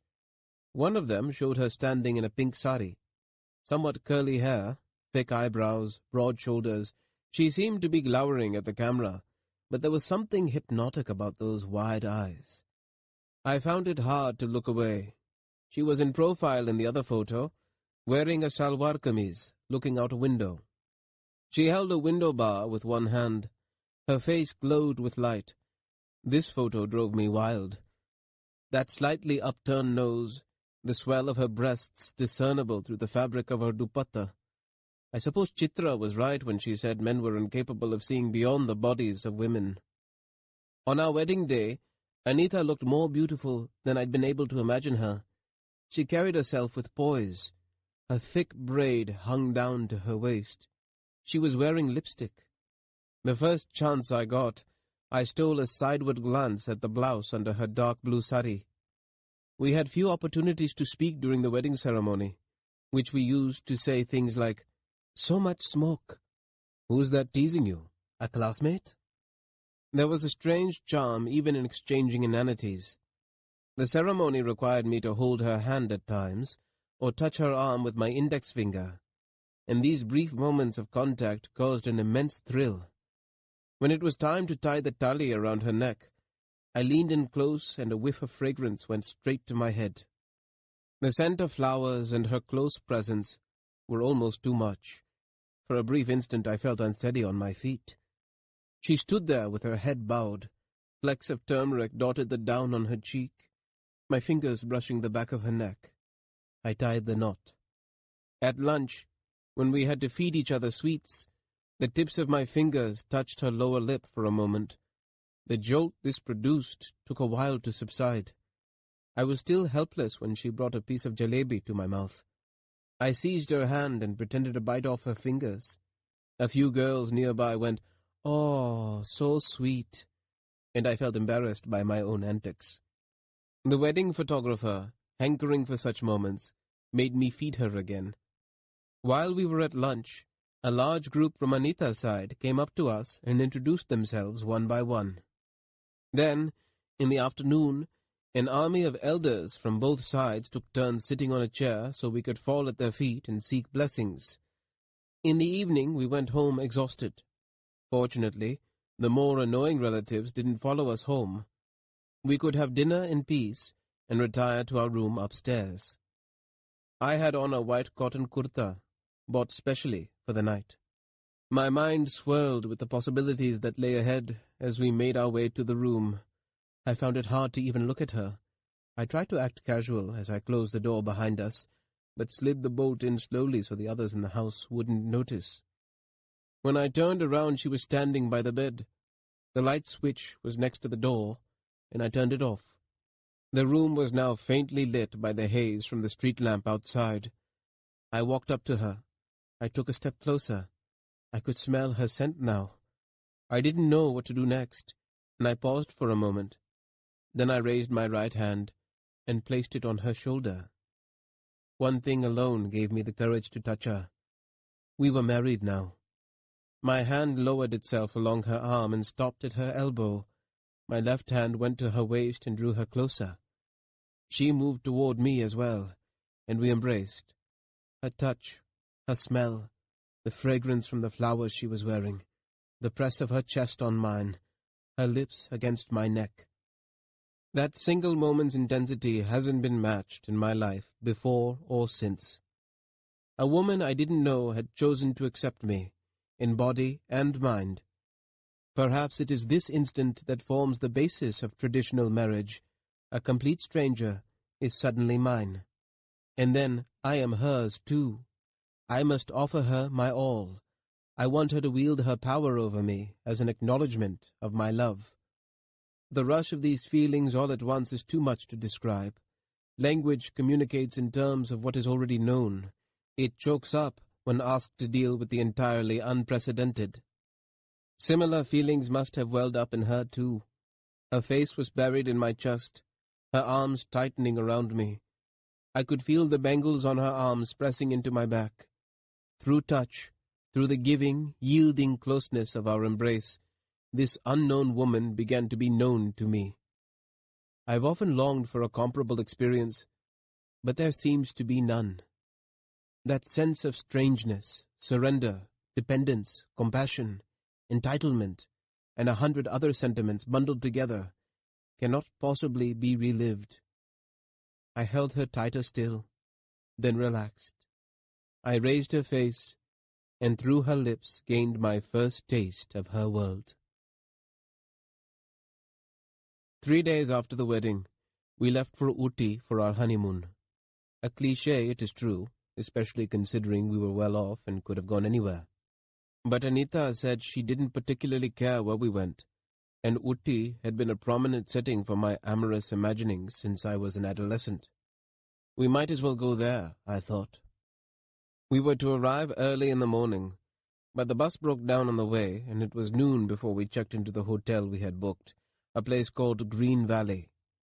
With the door to our room closed, we were away from home and truly by ourselves for the first time in our marriage. Not knowing what to do, but aware this solitude was too significant to be wasted, I began caressing Anita haphazardly. She shied away, played coy, and we ended up laughing and chasing each other around the room like children. We washed, had lunch, and took a van to one of those sightseeing points on top of a hill. Afternoon was turning to evening. The air was crisp, and our breaths had begun to fog. As we strolled about, Anita occasionally took my hand in hers, or I would hold her lightly around the waist. Before long I was aroused and wanted to take her back to the hotel. But there were 4 other couples sharing the van with us, and we had to wait for them. It was dark when we returned. The wait had driven me half mad. I closed the door and pounced on her. I tore off her sweater, her sari, her blouse. I yanked at the drawstrings of her underskirt, but only managed to jam it up. My impatient hands couldn't get anywhere with the stuck knot. She tried too, but to no avail. "Cha," she said, "this string has become all gachar-gochar. Wait." I stood there as she sat up, bent over the knot, and carefully teased it apart. It came back to me later, when we were lying there catching our breaths. "What was that you called the underskirt string?" I asked her. She giggled. "Gachar-gochar," she said. I'd never heard the expression. "What's that?" I asked. "Gachar-gochar," she repeated, her eyes shining. "What does that mean?" "It means just that. You wouldn't understand," she said. I poked her bare side with a finger and began to tickle her, saying, "Tell me now, tell me." She rolled about, helpless with laughter, and then went quiet with mock gravity. She said, "There are only 4 people in the world who know what it means. My parents, my brother, and I." The expression had originated in their house, made up by Anita and her brother when they were children. They were on the terrace one evening, rolling kite strings into a ball. Their parents were chatting nearby. The loose string strewn about became so entangled that her brother lost his patience, flung down the bit he'd been trying to separate, and shouted, "This has all become gachar-gochar." Anita said, "What language are you speaking?" From there, it had entered the family's vocabulary, first used by the siblings and then by the parents. Anita couldn't stop laughing at the reminiscence. I joined her. She spoke of her family some more. She became grave when she came to her brother, who had lost a leg in a motorcycle accident. "He fell in with the wrong people, and everything became gachar-gochar," she said. "Otherwise, he wouldn't have been roaring around on motorcycles." The next morning, we woke up in a hopelessly rumpled bed. I entwined my legs in hers and said, "Look, we are gachar-gochar now." She did not laugh. She must have thought I was making fun of her. Of course, those words could never mean to me all that they had meant to her. nor would I ever utter them as naturally as she did. But she had shared with me this secret phrase that didn't exist in any language, and now I was one of only 5 people in the world who knew it. The week we spent in Utti was easily the best time of our life together. Still, there were occasions when we found ourselves at odds. One morning we had just woken up and were watching the sunrise from the window as we sipped tea. I noticed an ant on the window frame and casually jabbed at it with my forefinger. I turned when I noticed she was looking at me. "Why did you do that?" she asked. I looked at her, uncomprehending. "What had that poor ant done to you? Why did you kill it?" she asked, her eyes filling up with tears. How was I to explain to her my history with ants? It would make no sense to someone who hadn't lived through something similar. "I'm sorry," I said, trying to close the matter quickly, and in return received a lecture about the senseless violence human beings indulged in. Anita was also upset when she asked about Malati's husband, and I told her what had happened. I didn't wish to hide anything from her, but her horrified expressions sometimes kept me from telling her everything. Those days in Utti made me certain of one thing. Anita was not the meek, obedient sort. She would say what she felt without holding back. She could go to great lengths for her ideals. In this regard, she may even have been more fierce than Chitra. And let's face it, there's a vast difference between the moral underpinnings of a business family and the household of a salaried teacher.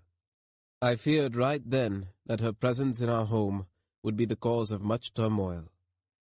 The biggest disappointment for Anita after we returned home was the matter of my employment. She asked me in Utti, "How much leave do you have?" The moment is as vivid to me as if it were happening in front of me right now. We were returning to our room after breakfast, and she asked the question just as my hand was reaching out to unlock the door. We had woken up late that day and rushed down to make it to the hotel's breakfast.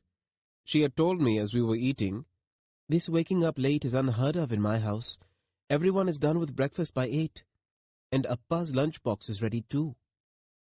Having begun, she took me through the rest of the daily routine in their house. Her father, she explained, had a very sensitive stomach, which he protected by never eating or drinking anything outside home other than the occasional coffee. This meant that his lunch had to be ready before he left for the university. Her mother, she recounted with some pride, would be up before dawn so that breakfast for everyone and a lunchbox for her father could be ready before 8. "Appa would leave for university before we left for school," she said and laughed. "He'd spend an hour or so in the library before going to his department. When his classes for the day were done, he'd spend some more time in the library, then return home by 7 in the evening." After speaking about her family's routine through most of breakfast, she went quiet as we returned to the room. Perhaps she was thinking of how her day would change after we returned home, how it would have to reshape itself to accommodate my workday. Then, as I unlocked the door, she asked me how much leave I had taken from work. We entered the room. I closed the door and encircled her waist with my arm. "I take permanent leave to be with you," I said, trying to brush the question off. "No, I'm serious. I really want to know. Tell me how much leave you have," she said. "I just told you," I said. "It's the truth. I'm on endless leave now that you're here." She asked again, but I managed to make light of the matter and leave it at that. I don't know all that Shripati had said while the marriage talks were on, but I believe she was told I was the director of Sona Masale, which was, of course, true. The fact that I didn't have anything to do with the running of the business is another matter altogether. We returned from Utti on a Saturday afternoon. The rest of the day was spent recovering from the bus journey and unpacking our bags. We had shopped with such abandon in the Utti market that we couldn't even remember all that we had bought. One by one, the objects emerged from our bags to surprise us. Handcrafted trinkets, a coffee mug, an assortment of hair clips, a packet containing the seeds of some flowering plant, a picture frame, all sorts of things. Anita had bought a serving spoon with a carved handle for Amma, a stand on which to rest his spectacles for Appa, an ornamental box of dried fruit and 3 kinds of chocolate for Malati, and a small water jug for Chikappa. The practice of giving gifts to people who live in the same house was new to us. In the pre-Sona Masale days, before we moved to the new house, all purchases were discussed among the whole family. Whether it was clothes for Malati, a sari for Amma, trousers for me, or new spectacles for Appa, everyone knew what was being bought. Nothing new entered the house as a surprise. We even planned and plotted what new clothes were to be bought for Deepavali. We'd list our requirements and buy what was possible with the money available. The rest could wait until the next opportunity arose to shop. How were any of us to know the sense of anticipation associated with opening a gift-wrapped package? Even if we could have afforded it, there's something absurd about exchanging gifts when it's all paid for from a single pocket. It became an occasion of sorts when Appa would tell us how much we could spend. A few weeks before the festival, when all of us were present, Appa might say to me, "Look here, didn't you say you needed trousers? Let's buy you a pair for Deepavali. See what you can get for 300. Or he would say something to the same effect to Malati. That meant a decision had been reached, and 300 rupees each had been sanctioned for me, Malati, and Amma. He had no objection if I bought a shirt and a pair of pants, or 3 shirts, as long as it was within the budget. We'd go to make the purchases sometime in the following week or 2. If Malati or I bought something that slightly overshot our allotted budget, Amma would make up for it from her share. After he started working, Chikappa always bought his own clothes and essentials. But my hunch is that he still kept Appa informed. Back then, none of us had the courage to buy anything without involving the others. Anita had made sure that everything we had bought for the family was gift-wrapped. She kept the presents together on one side of the room as she emptied our bags. Clothes to be washed began to pile up in the corner. She checked the pockets of my trousers and shirts before adding them to the heap, and every time she found coins in my pocket, she pretended to be angry at my carelessness. My pockets contained all sorts of scraps of paper: bus tickets, hotel bills, receipts for the things we'd bought, business cards pressed into my hand by shop owners. "You can throw it all away," I told her. "It's rubbish." But those scraps of paper were connected to the time we had spent together in Utti. She unfolded each one and examined it. She smoothed and stacked some of them on the table. The rest she threw away. We both bathed and waited with some eagerness for dinner time to arrive. She with genuine excitement, and I hoping that the farce about the gift would be done with as quickly as possible. When the call for dinner came, we started to shuffle downstairs carrying the packages. "We must give these out right now, when everyone is together. You hand them over," Anita said. I didn't know how to get through the situation, but what choice did I have? No, you give it to them," I mumbled. She arranged it so that I was carrying the ones meant for Appa and Chikappa. She took the other 2. The rest of the family had already gathered by the time we reached the dining table. "Anita has bought some things for you all in Utti," I announced cheerfully to Amma, but loud enough for everyone to hear. My words sounded hollow even to me. My only aim was to put an end to this as soon as possible. I briskly handed Appa his package. I placed Chikappa's in front of him and said, "This is for you." Meanwhile, Anita had given Amma and Malati their presents. Anita was as enthusiastic as I was awkward.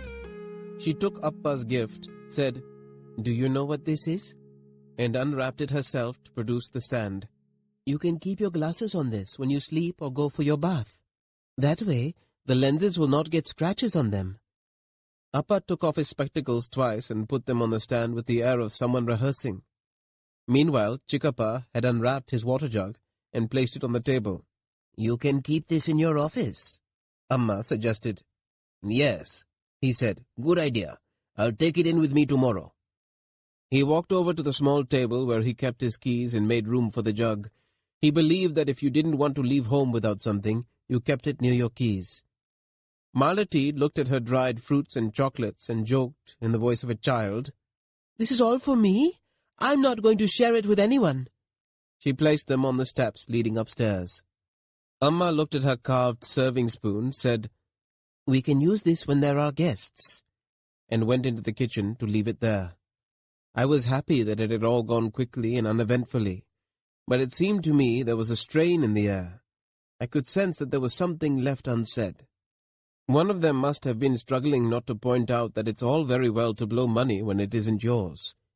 Had the money I spent been unquestionably mine, I would have had no hesitation in joining the festivities. I could have been as giddy as Anita. But in this house, there were such intricacies to the flow of money that it meant something entirely different for me to spend my money than for Anita to spend it. In any regular household, family members glare when a wife begins to freely spend her husband's hard-earned money.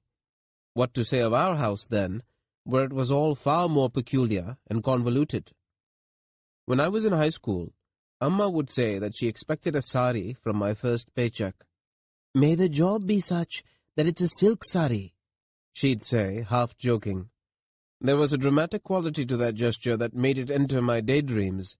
Buying Amma a grand sari with my first earnings became part of the shining future I imagined for myself. It was one of the things that kept me going through the strain of preparing for exams.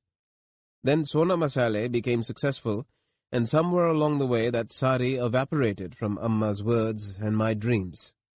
No one realized when I began to earn money. I didn't even realize it myself. When I started working at Sona Masale, a bank account was opened in my name, and I received a set of business cards. Some months later, I looked at the passbook and saw that an identical amount was accruing in my account every month. That's when it struck me that I was getting a salary. It would have been meaningless, of course, to go through with the ritual of buying Amma a sari then. That evening, as I ate, I began to fear that those unsaid words among us would soon fester and spread their stench. I gobbled up what was on my plate. Amma noticed and tried to keep me there longer. She said, "Don't be in such a hurry. I'm going to serve some fruit after everyone's finished. We have some excellent apples." "I've had enough. I'm exhausted from the journey and can barely eat what you've already served me. Sleep is all I want now," I told her, and with that I fled. The next day was Sunday. We lazed about in the morning, took a nap in the afternoon, and then, as we sat drinking tea, Anita again brought up the matter of my going to work. With the wedding and honeymoon done with, she must have assumed I'd be going back to work on Monday. I was sitting on the bed in our room, sipping from a teacup. She was in a chair opposite me. "Are you unhappy you have to go to work tomorrow?" she asked, trying to mollify me. I drank the last of my tea in a gulp and placed the cup on the table. "I'm not going anywhere," I said.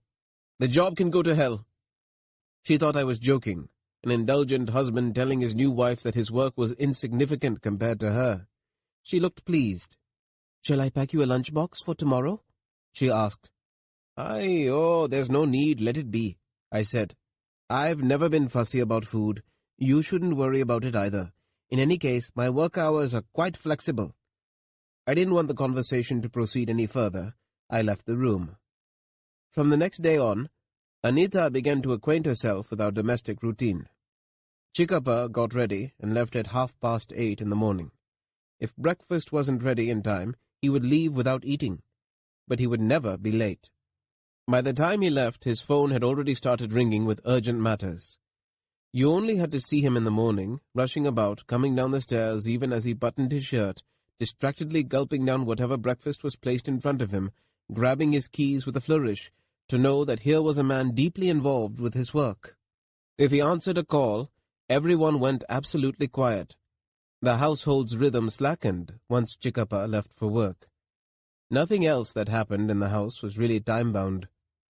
Anita witnessed this flurry of activity on Monday morning and grew worried that I was going to be late. She came up and woke me. "Don't rush me. There's still time for me to leave," I said, in a listless tone. I soon got up as usual, without any hurry. Then I had tea while glancing through the paper, took a bath, and came down for breakfast. Amma announced, "He likes dosas only when they are hot," and proceeded to pour them out one by one as I ate. In the interval between doses, I looked at Anita and winked. My lack of urgency must have confused her as she tried to understand how best to help me prepare for my day. Finally, she folded a handkerchief and gave it to me before I stepped out. It was 10 o'clock when I left. I was back by 3:30. If Anita was surprised, she didn't bring it up. The next day I returned at 1, had lunch, and slept through the afternoon. The day after, I didn't step out all day and stayed in bed on the pretext of a headache. On the 4th day, I had finished my bath, put on my clothes, and was combing my hair in front of the mirror when Anita entered the room and closed the door behind her. She sat on the bed and in a firm voice began to ask me some difficult questions. By then she must have perceived Chikapa's status in the house and guessed what was going on. "Tell me the truth," she said. "What exactly is your work? Whose income does this house run on? Why don't you ever speak about your job? Where is it that you go every day?" She said she would not eat until I told her. I crumbled. I thought that at least my wife should know the truth. So I let her have the entire story of our household and everyone in it. I told her, "There's no dearth of anything. It doesn't matter who's doing what, as long as it all runs smoothly. There's lots of money in the family. Don't worry about it." Her reaction was not what I expected. "Why did you cheat me?" she asked, furious. "Why did you marry when you are living off others? I don't need all this. I can survive on very little, but I want you to have a respectable job, whatever it is. Can you not at least go to the warehouse regularly and accept only the pay you deserve for your work? How can you not feel ashamed of living off alms?" I tried to calm her down. At one point I brought up Appa's share in Sona Masale and said, "Look, it's all ultimately ours, isn't it?" This disgusted her. It was an inheritance, she said, and there was no telling what could go wrong. Above all, she simply could not accept the fact that I had no personal income. In my thinking, what came to the family was mine. In her mind, my family and I were separate entities. She sat on the bed and wept for a long time. In between sobs, she said things like, "If it comes to that, I can start working too. Everyone should want to stand on their own feet. You can't just live off others." There was no pacifying her. To tell the truth, her words had found their mark deep inside me. My situation was something I often thought about. But how was I to extricate myself from it? There was little chance I would find a good job now. I had no real skills to speak of. I told her, "Look, I've been going to the warehouse all along. It's only been irregular since our wedding. I'll start again from tomorrow, and be sure to work hard." There was no other way to console her. She soon calmed down. She washed her face so no one could tell she had been weeping. I sat there silently looking at her. "Why don't you start right now?" she said, and left the room. All this went on in the privacy of our room, behind a closed door. But Amma is alert to these matters, and she probably guessed that something like this had transpired. That night I noticed something that spoiled my sleep. I remembered seeing the receipts for the things we bought in Utti stacked on my table until that very morning. Just before I turned in, I noticed they were gone. I looked around and found them in the dustbin, crumpled. It could only have been Anita, but I didn't ask her about it. I tossed and turned in bed for a long time. Scenes of Anita and me shopping in Utti kept coming to mind. I would experience sudden gushes of affection for her and feel like buying her something or other. It was an inexplicable feeling, this wanting her to want something, then meeting that want, and that somehow drawing us closer. As we walked through the market in Utti, I'd follow her into every stall she entered and encourage her to buy something. The first time we returned from the market, she asked shyly, "Did I spend too much?" I told her, "If that happens, I'll let you know. Don't worry about money."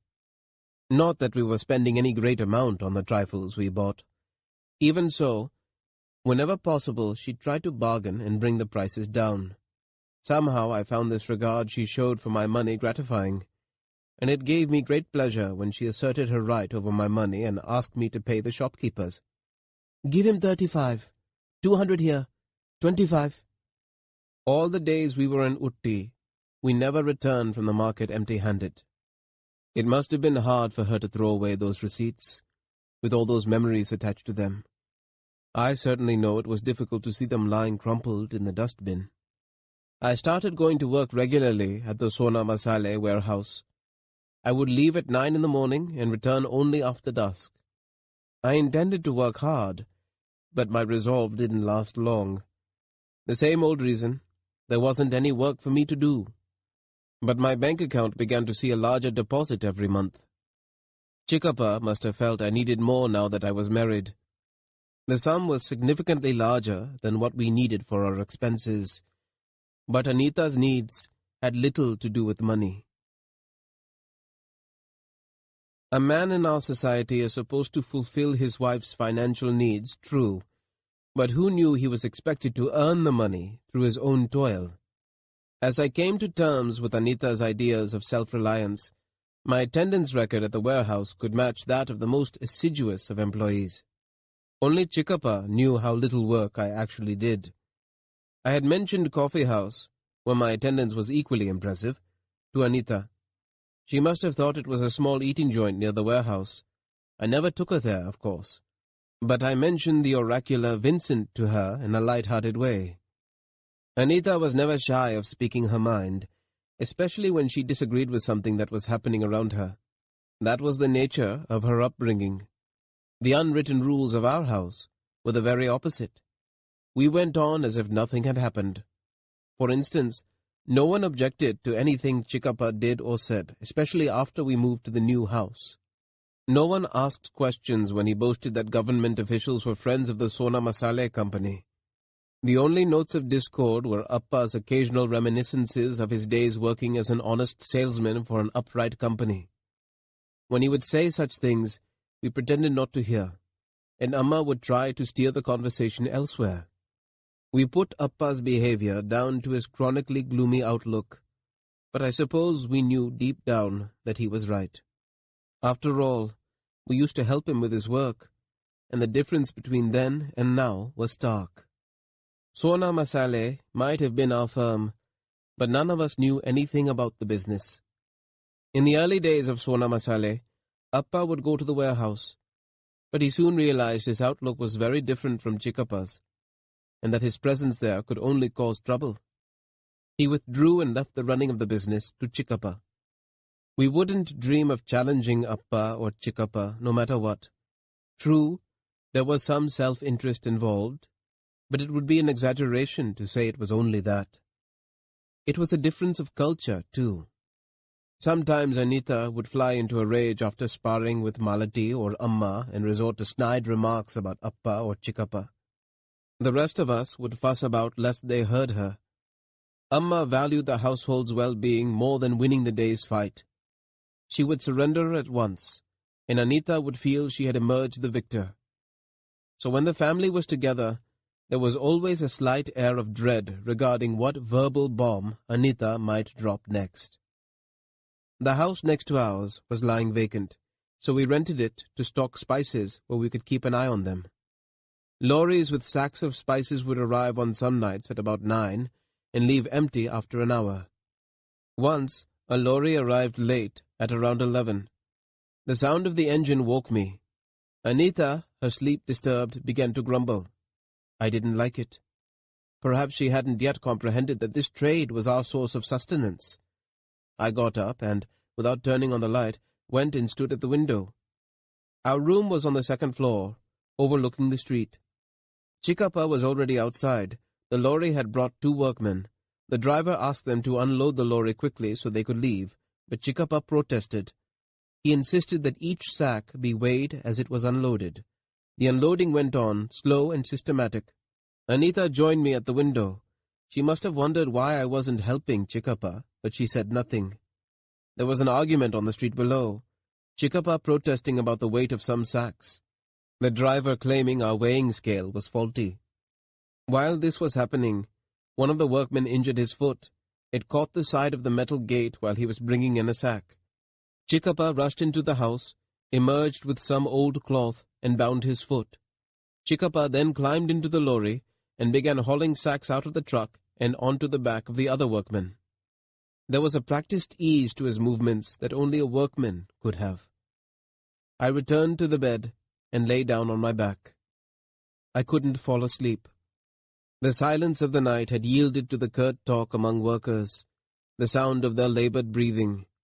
Finally the chains at the back of the lorry clattered. The engine came to life, and the lorry left at around 1. Anita stood there until then. I didn't ask her why. She went to bed afterward without speaking. 7. The day Amma chased away that woman, Chikkappa didn't emerge from his room until he was called for lunch. We all sat at the table, with the exception of Amma, who usually ate after the rest of us had finished. She served us chapatis. Conversation was terse, restricted to, "Can I have some of that? That's enough," and the like. Amma tried to get us to talk as we usually did, asking, "How has the curry turned out? I didn't have any dill, or it would have tasted better." No one answered. After a moment, Anita said, "Oh, but masoor dal curry goes very well with chapati. If you had been more careful this morning, we could all have had some." The very thing we'd been trying to skirt, the spectre Amma had been trying to dispel, was dragged to the table by Anita. There was a silence during which everyone concentrated intensely on their plates. I wondered who would come to Chikkappa's aid. As in the morning, it was Amma who stepped forward. "Do you know what you are saying?" she asked, her voice low and menacing. Anita seemed undaunted, even gleeful. It only remained to be seen if this battle would continue to be fought through insinuation, or if she would step into the ring and have it out. "What do you mean? Maybe there's no one else here who likes masoor, but I do. I wish you had taken it," she said. Amma raised her voice. "If beggars from the street come to our house, should we welcome them?" The rest of us were quiet. I felt I should say something to Anita to silence her, but I couldn't think of what. Anita went on. "How many beggars from the street have been known to bring us food?" Amma said, "What is that woman to you? Why are you speaking on her behalf? Does she matter to you more than your own family?" "She's nothing to me. She may be something to someone here, but not to me.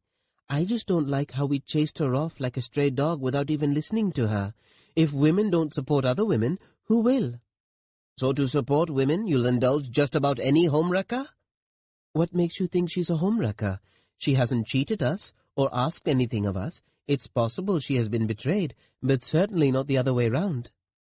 Chikkappa raised his glass of water and gulped it down. He pushed back his chair and left the room with food still on his plate. I supposed something was expected of me then. "Stop it now, Anita," I said.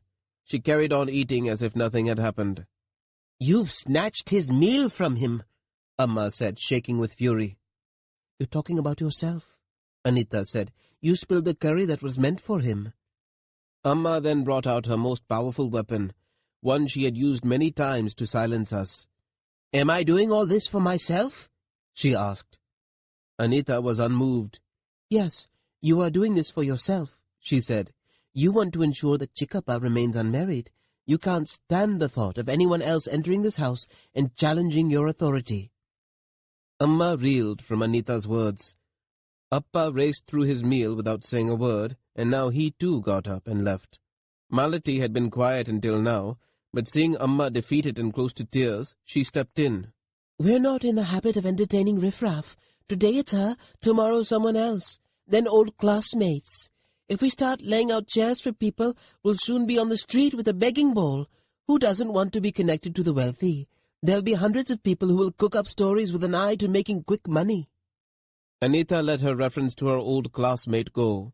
She said, "There's no smoke without fire. If he lacks the courage to stand by her, he shouldn't have gone near her in the first place." So far we'd managed to keep Chikkappa happy, with nothing unpleasant ever falling on his ears. The well-being of any household rests on selective acts of blindness and deafness. Anita had outdone herself when it came to suicidal forthrightness. It looked like she wanted to destroy all of us, along with herself. Amma and Malati glared at me with helpless fury. I expect they were unhappy with my silence. Malati said, "Finish your lunch and leave with your tail between your legs." What was I to do? I knew as well as they did that no good would come of Anita's brashness. She needn't have taken that woman's side with such enthusiasm. But I could not dispute what she was saying, either. In any case, Anita seemed satisfied with what she had done. She ate without hurry and went to our room. A line had been crossed that afternoon. I wondered with some dread about what would come of it. The others in the family must have too.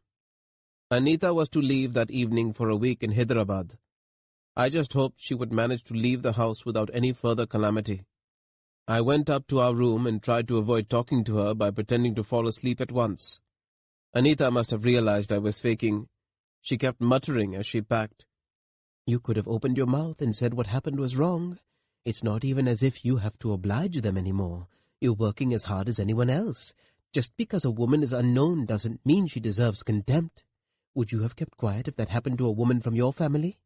The only decent person in this house is your father, but the rest of you behave like he's insane. One day I should go to the police and tell them everything I know about this family's affairs. Let the dirt come out into the open. Maybe I should go this very day, on my way to the train station." Those last words of hers sent a chill through me. The word police had always filled us with a strange fear. Even when all was well, we tended to be on edge in the presence of the police. But there are those who revel in that sort of thing. Chitra was one of them. She spoke of visiting the police station as others mentioned going to the post office. It was the same with Anita. The result, I suppose, of her having volunteered for an NGO in Hyderabad. I thought it best not to say anything and kept my eyes closed. I didn't know how to make her see the relationships in our family from the inside. There was no other way to comprehend them. I saw her off at the train station. There was only perfunctory talk between us. "All right, see you," she said when she took her seat in the train compartment, the words sounding like a formality. Neither of us seemed keen on speaking to the other. I remained standing in the compartment for a couple of minutes. Then I thought there wasn't any reason to stay, so I left and stood aimlessly on the platform.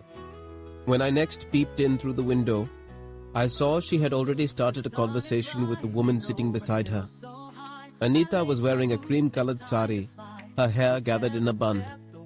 I wondered at how beautiful she looked in the evening light.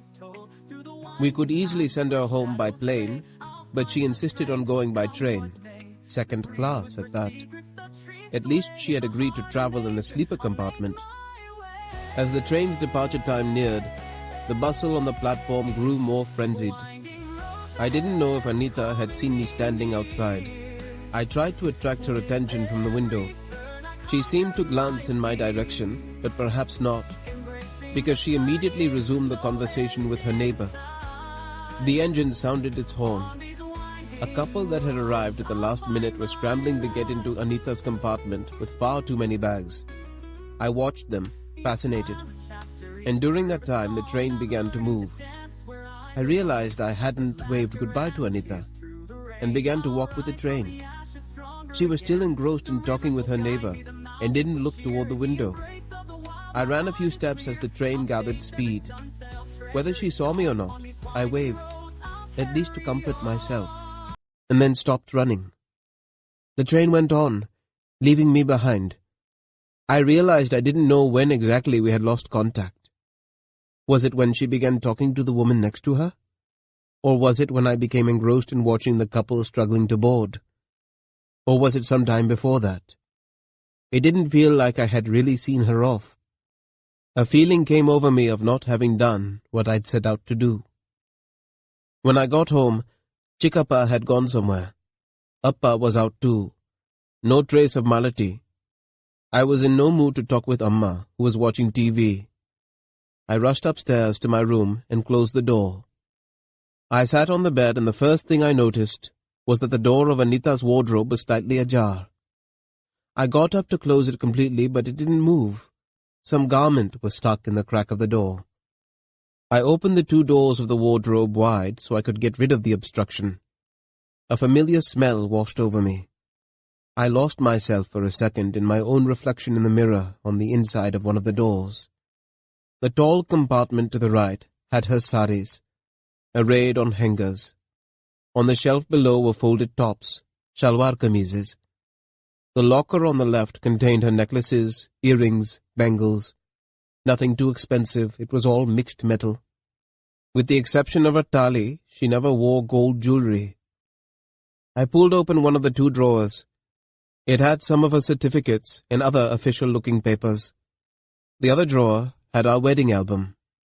I flipped through a few of the photographs and put the album back. Next to it were some papers, some receipts, a scrap with someone's telephone number. I saw a folded newspaper clipping and opened it. It was a death notice for someone named Varasita Lakshmi Shankar. The photo showed a scrawny middle-aged woman with large eyes. She had died the previous June. There was no information about how she had died.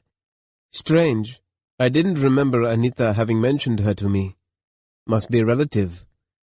My mind was running away in all directions, and I composed myself. I had broken into her world when she wasn't around. She would certainly not have approved in her present frame of mind. Still I persisted. I sifted through her jewelry, wrapped a string of beads around my fingers. I touched her clothes. I rummaged through her papers. I weighed in my palm a pendant cast in the form of the sun. Anita's entire world was contained in that wardrobe. We had not bought anything together after our time in Ooty. I leaned into one of the shelves, amid the clothes, and breathed deep. It was a smell I could not identify, but I had come to know it so well. I took a sari and sniffed it. The scent seemed to diminish rather than intensify. It was the same with any garment I picked out of the wardrobe.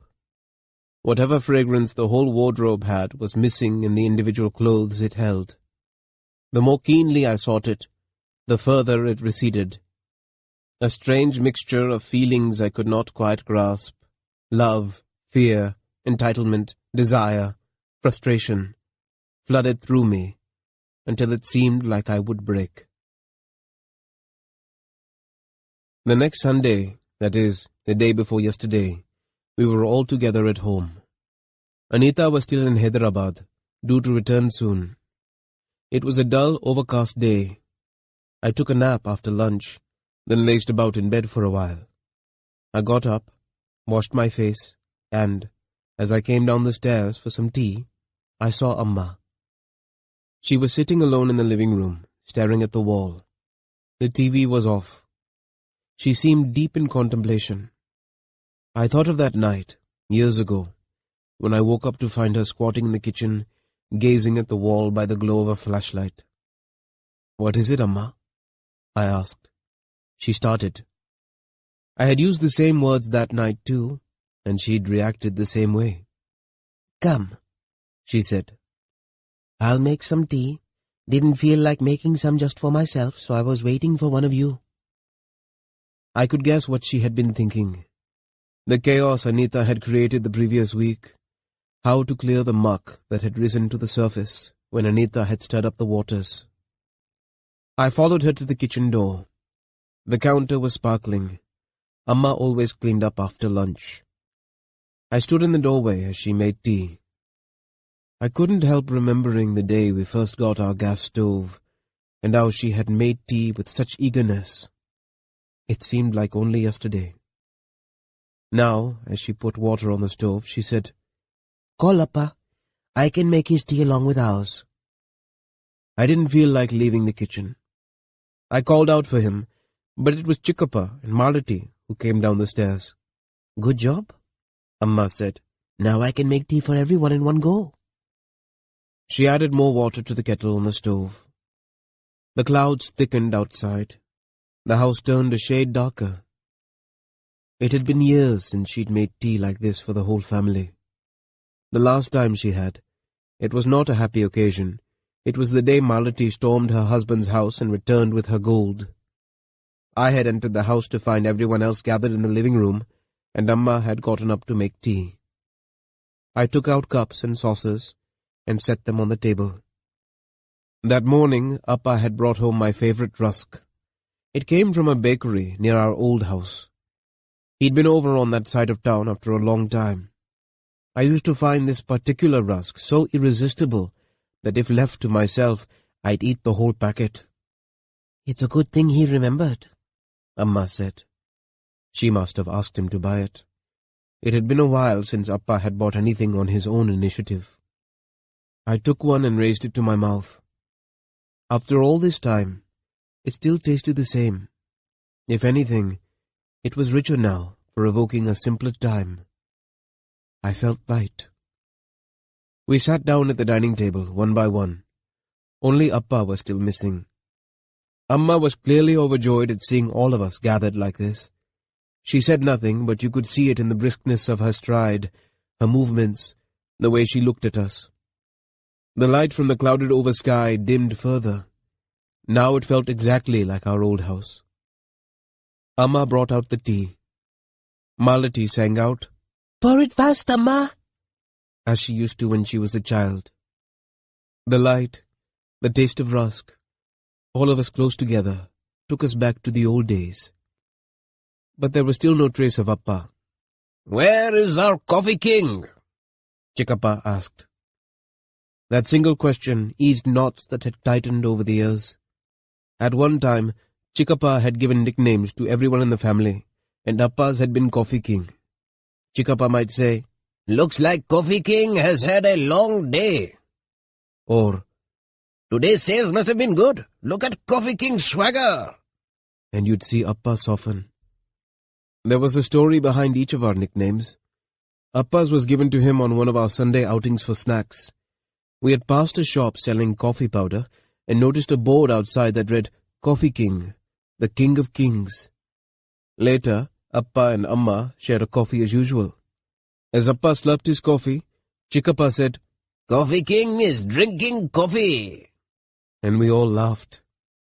I had acquired a reputation for grumbling as a boy, and so was called Kurkure. Malati was Queen M. "Hello, Queen M, you're looking stunning today," he might say, and her face would light up with pleasure. I've always wondered if she'd have turned out as spoiled without his pampering. Amma was Annadate, because it was she who fed us all. At times when she kept us waiting for meals, we might call out, "Oh, Annadate, please, Annadate, won't you give us some food?" Chickappa was Jugunu to me and Malati, from the time he animatedly described to us a scene from the film Jugunu, in which Dharmendra descends headfirst down a rope from a high roof to steal a diamond. These names had more or less fallen out of use once we moved to the new house. We no longer spent enough time in one another's company to invoke them. Even when we did meet, at meal times and so on, we tended to be distracted. Had things gone on as before, perhaps Chickappa would have given a nickname to Anita, too. Amma shouted out to Malati from the kitchen to go call Appa. Malati rushed off and returned with him. He could not have failed to notice the festive air. Amma served us all tea, asked if anyone needed more sugar, then sat down at the table. "Nothing like the rusk from Appana's bakery," Chickappa said. "Yes, he doesn't skimp on the butter," Amma said. "He adds milk powder to the dough. He once told me himself," Malati said. "But his rusk costs 5 rupees more than others." Appa quoted the saying. "Cake's as good as the coins they cost." It was literally true in this case, and we all laughed. Appa beamed. It seemed like years since any of us had acknowledged his jokes. Chickappa drank his tea quickly and said to Malati, "Queen M, what do you say to another round of tea?" "Anything for Jugunu," she said playfully, and got up to go to the kitchen. "I have something for you," Chickappa told Malati.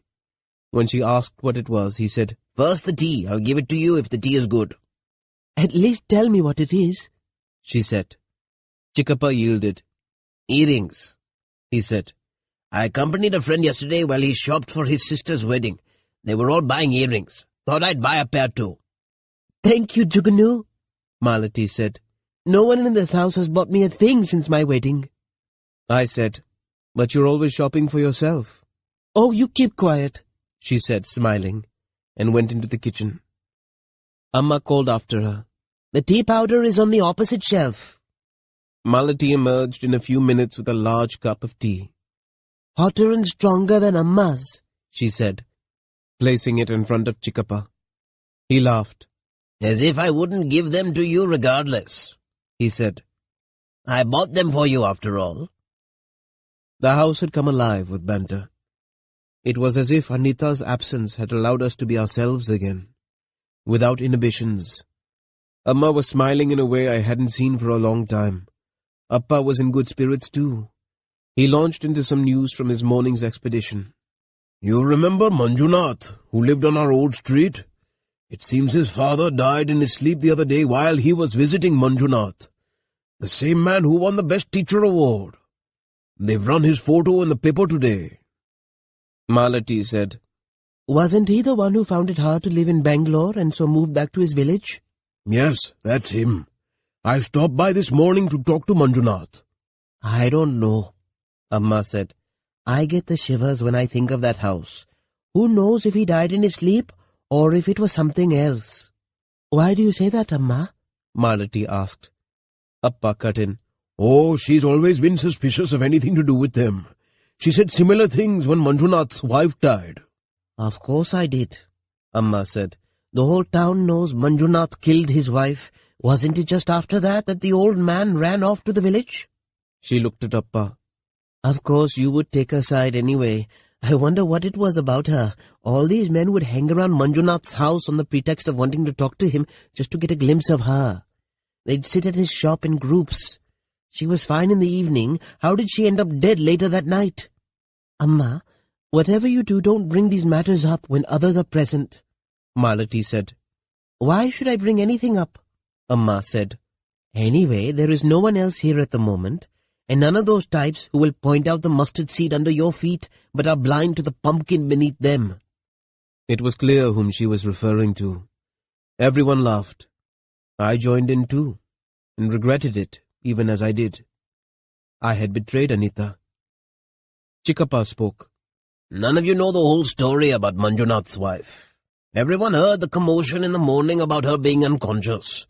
They saw her being carried into a van and rushed off somewhere.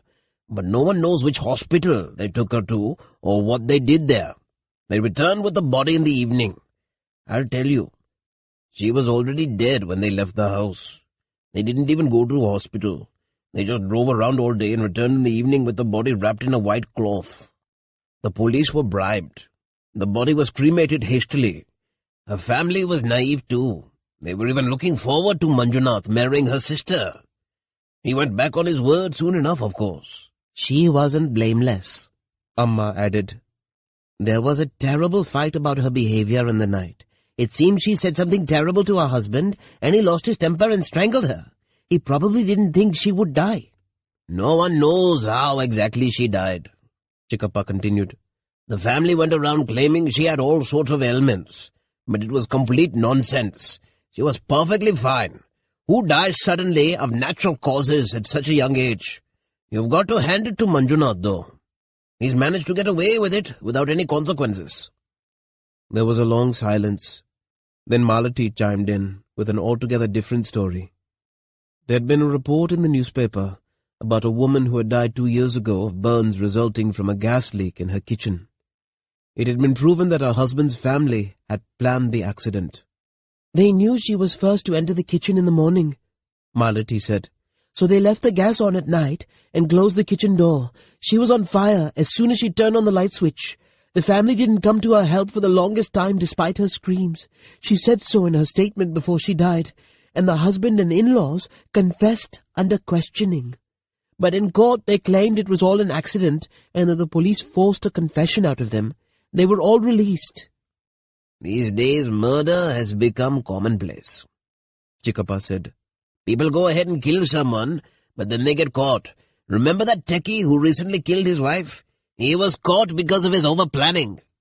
He laughed. Malati said, You're talking about that Suniti murder, right? The poor fellow was caught despite using 2 SIM cards to hide his location. She was my friend's brother's colleague. Very argumentative at work, and apparently with her in-laws as well. No wonder he was driven to get rid of her. The idiot, Chikkappa said. He confessed that he killed her because she wasn't taking care of his parents. She's dead, and he's in jail. Who's taking care of them now? If only he had planned a little better. Malati asked what he could have done. Chickappa sighed.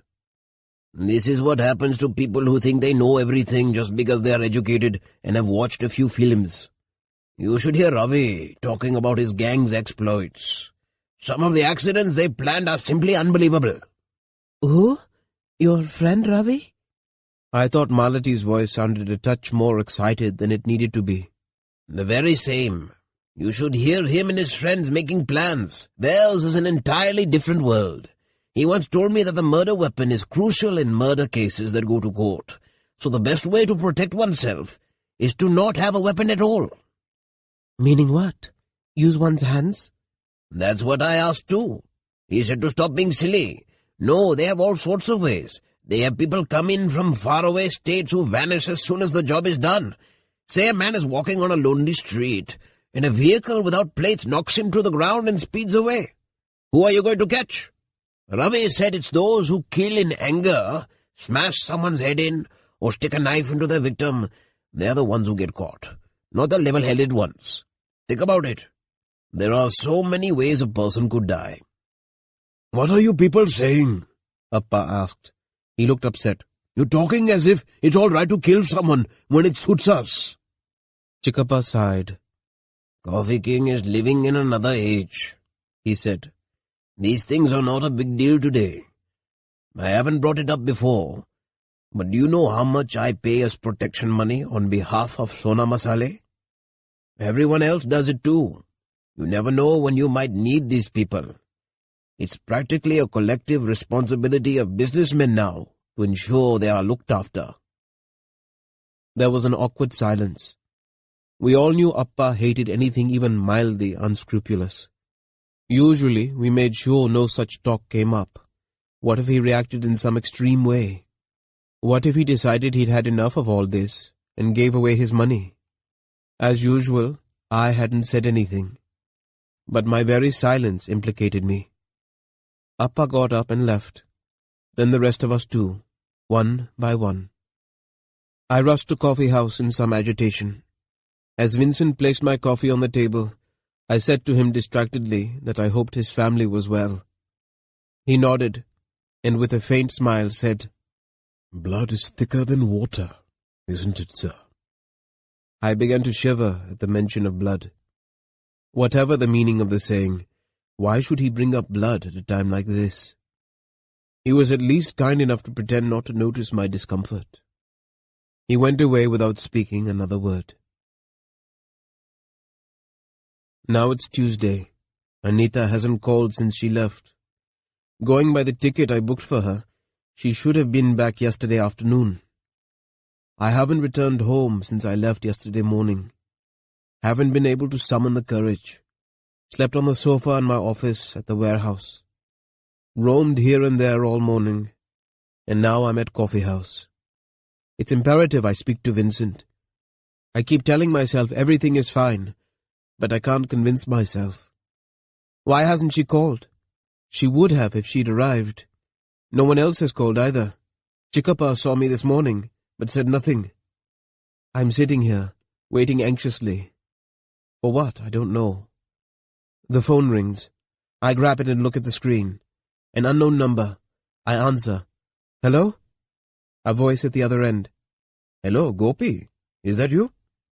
No, it's not. Wrong number, I say, not very politely, and hang up. My mind is in a whirl. Why today of all days must I receive these useless calls? First that insurance agent, now this. Could it be a sign? Maybe Anita hasn't returned from Hyderabad. Or maybe she's back and hasn't called because she's still mad at me. Could she have had an accident on her way from the train station? What if a lorry slammed into her as she got out of the auto rickshaw outside our house? Or could something have happened to her after she came home? What if she killed herself? Everything she might need is there. A roll of rope, electric current, sleeping pills, a tall building not too far away, 2 women to goad her. What agent of death is as discreet as words? Enough of this madness. Let me go home now. I reach for the glass of water in front of me. It shatters in my hand.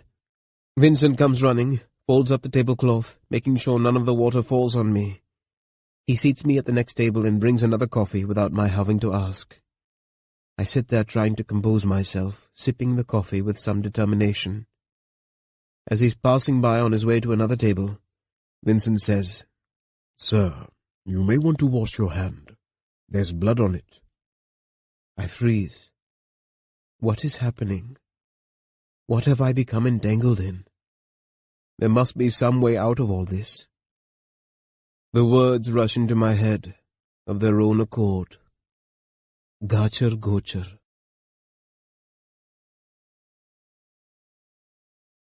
This concludes the reading of Gachar Gochar by Vivek Shanbhag. Copyright 2013 by Vivek Shanbhag. English translation copyright 2017 by Srinath Perur. This book was read by Neil Shah. This unabridged audiobook was recorded by arrangement with Penguin Books, an imprint of Penguin Publishing Group, a division of Penguin Random House, LLC, and was produced in 2017 by Blackstone Audio, Inc., which holds the copyright. Neither this recording nor any portion of it may be reproduced or used for any purpose without prior written authorization from Blackstone Audio, Inc. If you would like to obtain a monthly update telling you about new releases, call 1-800-SAY-BOOK. That's 1-800-729-2665.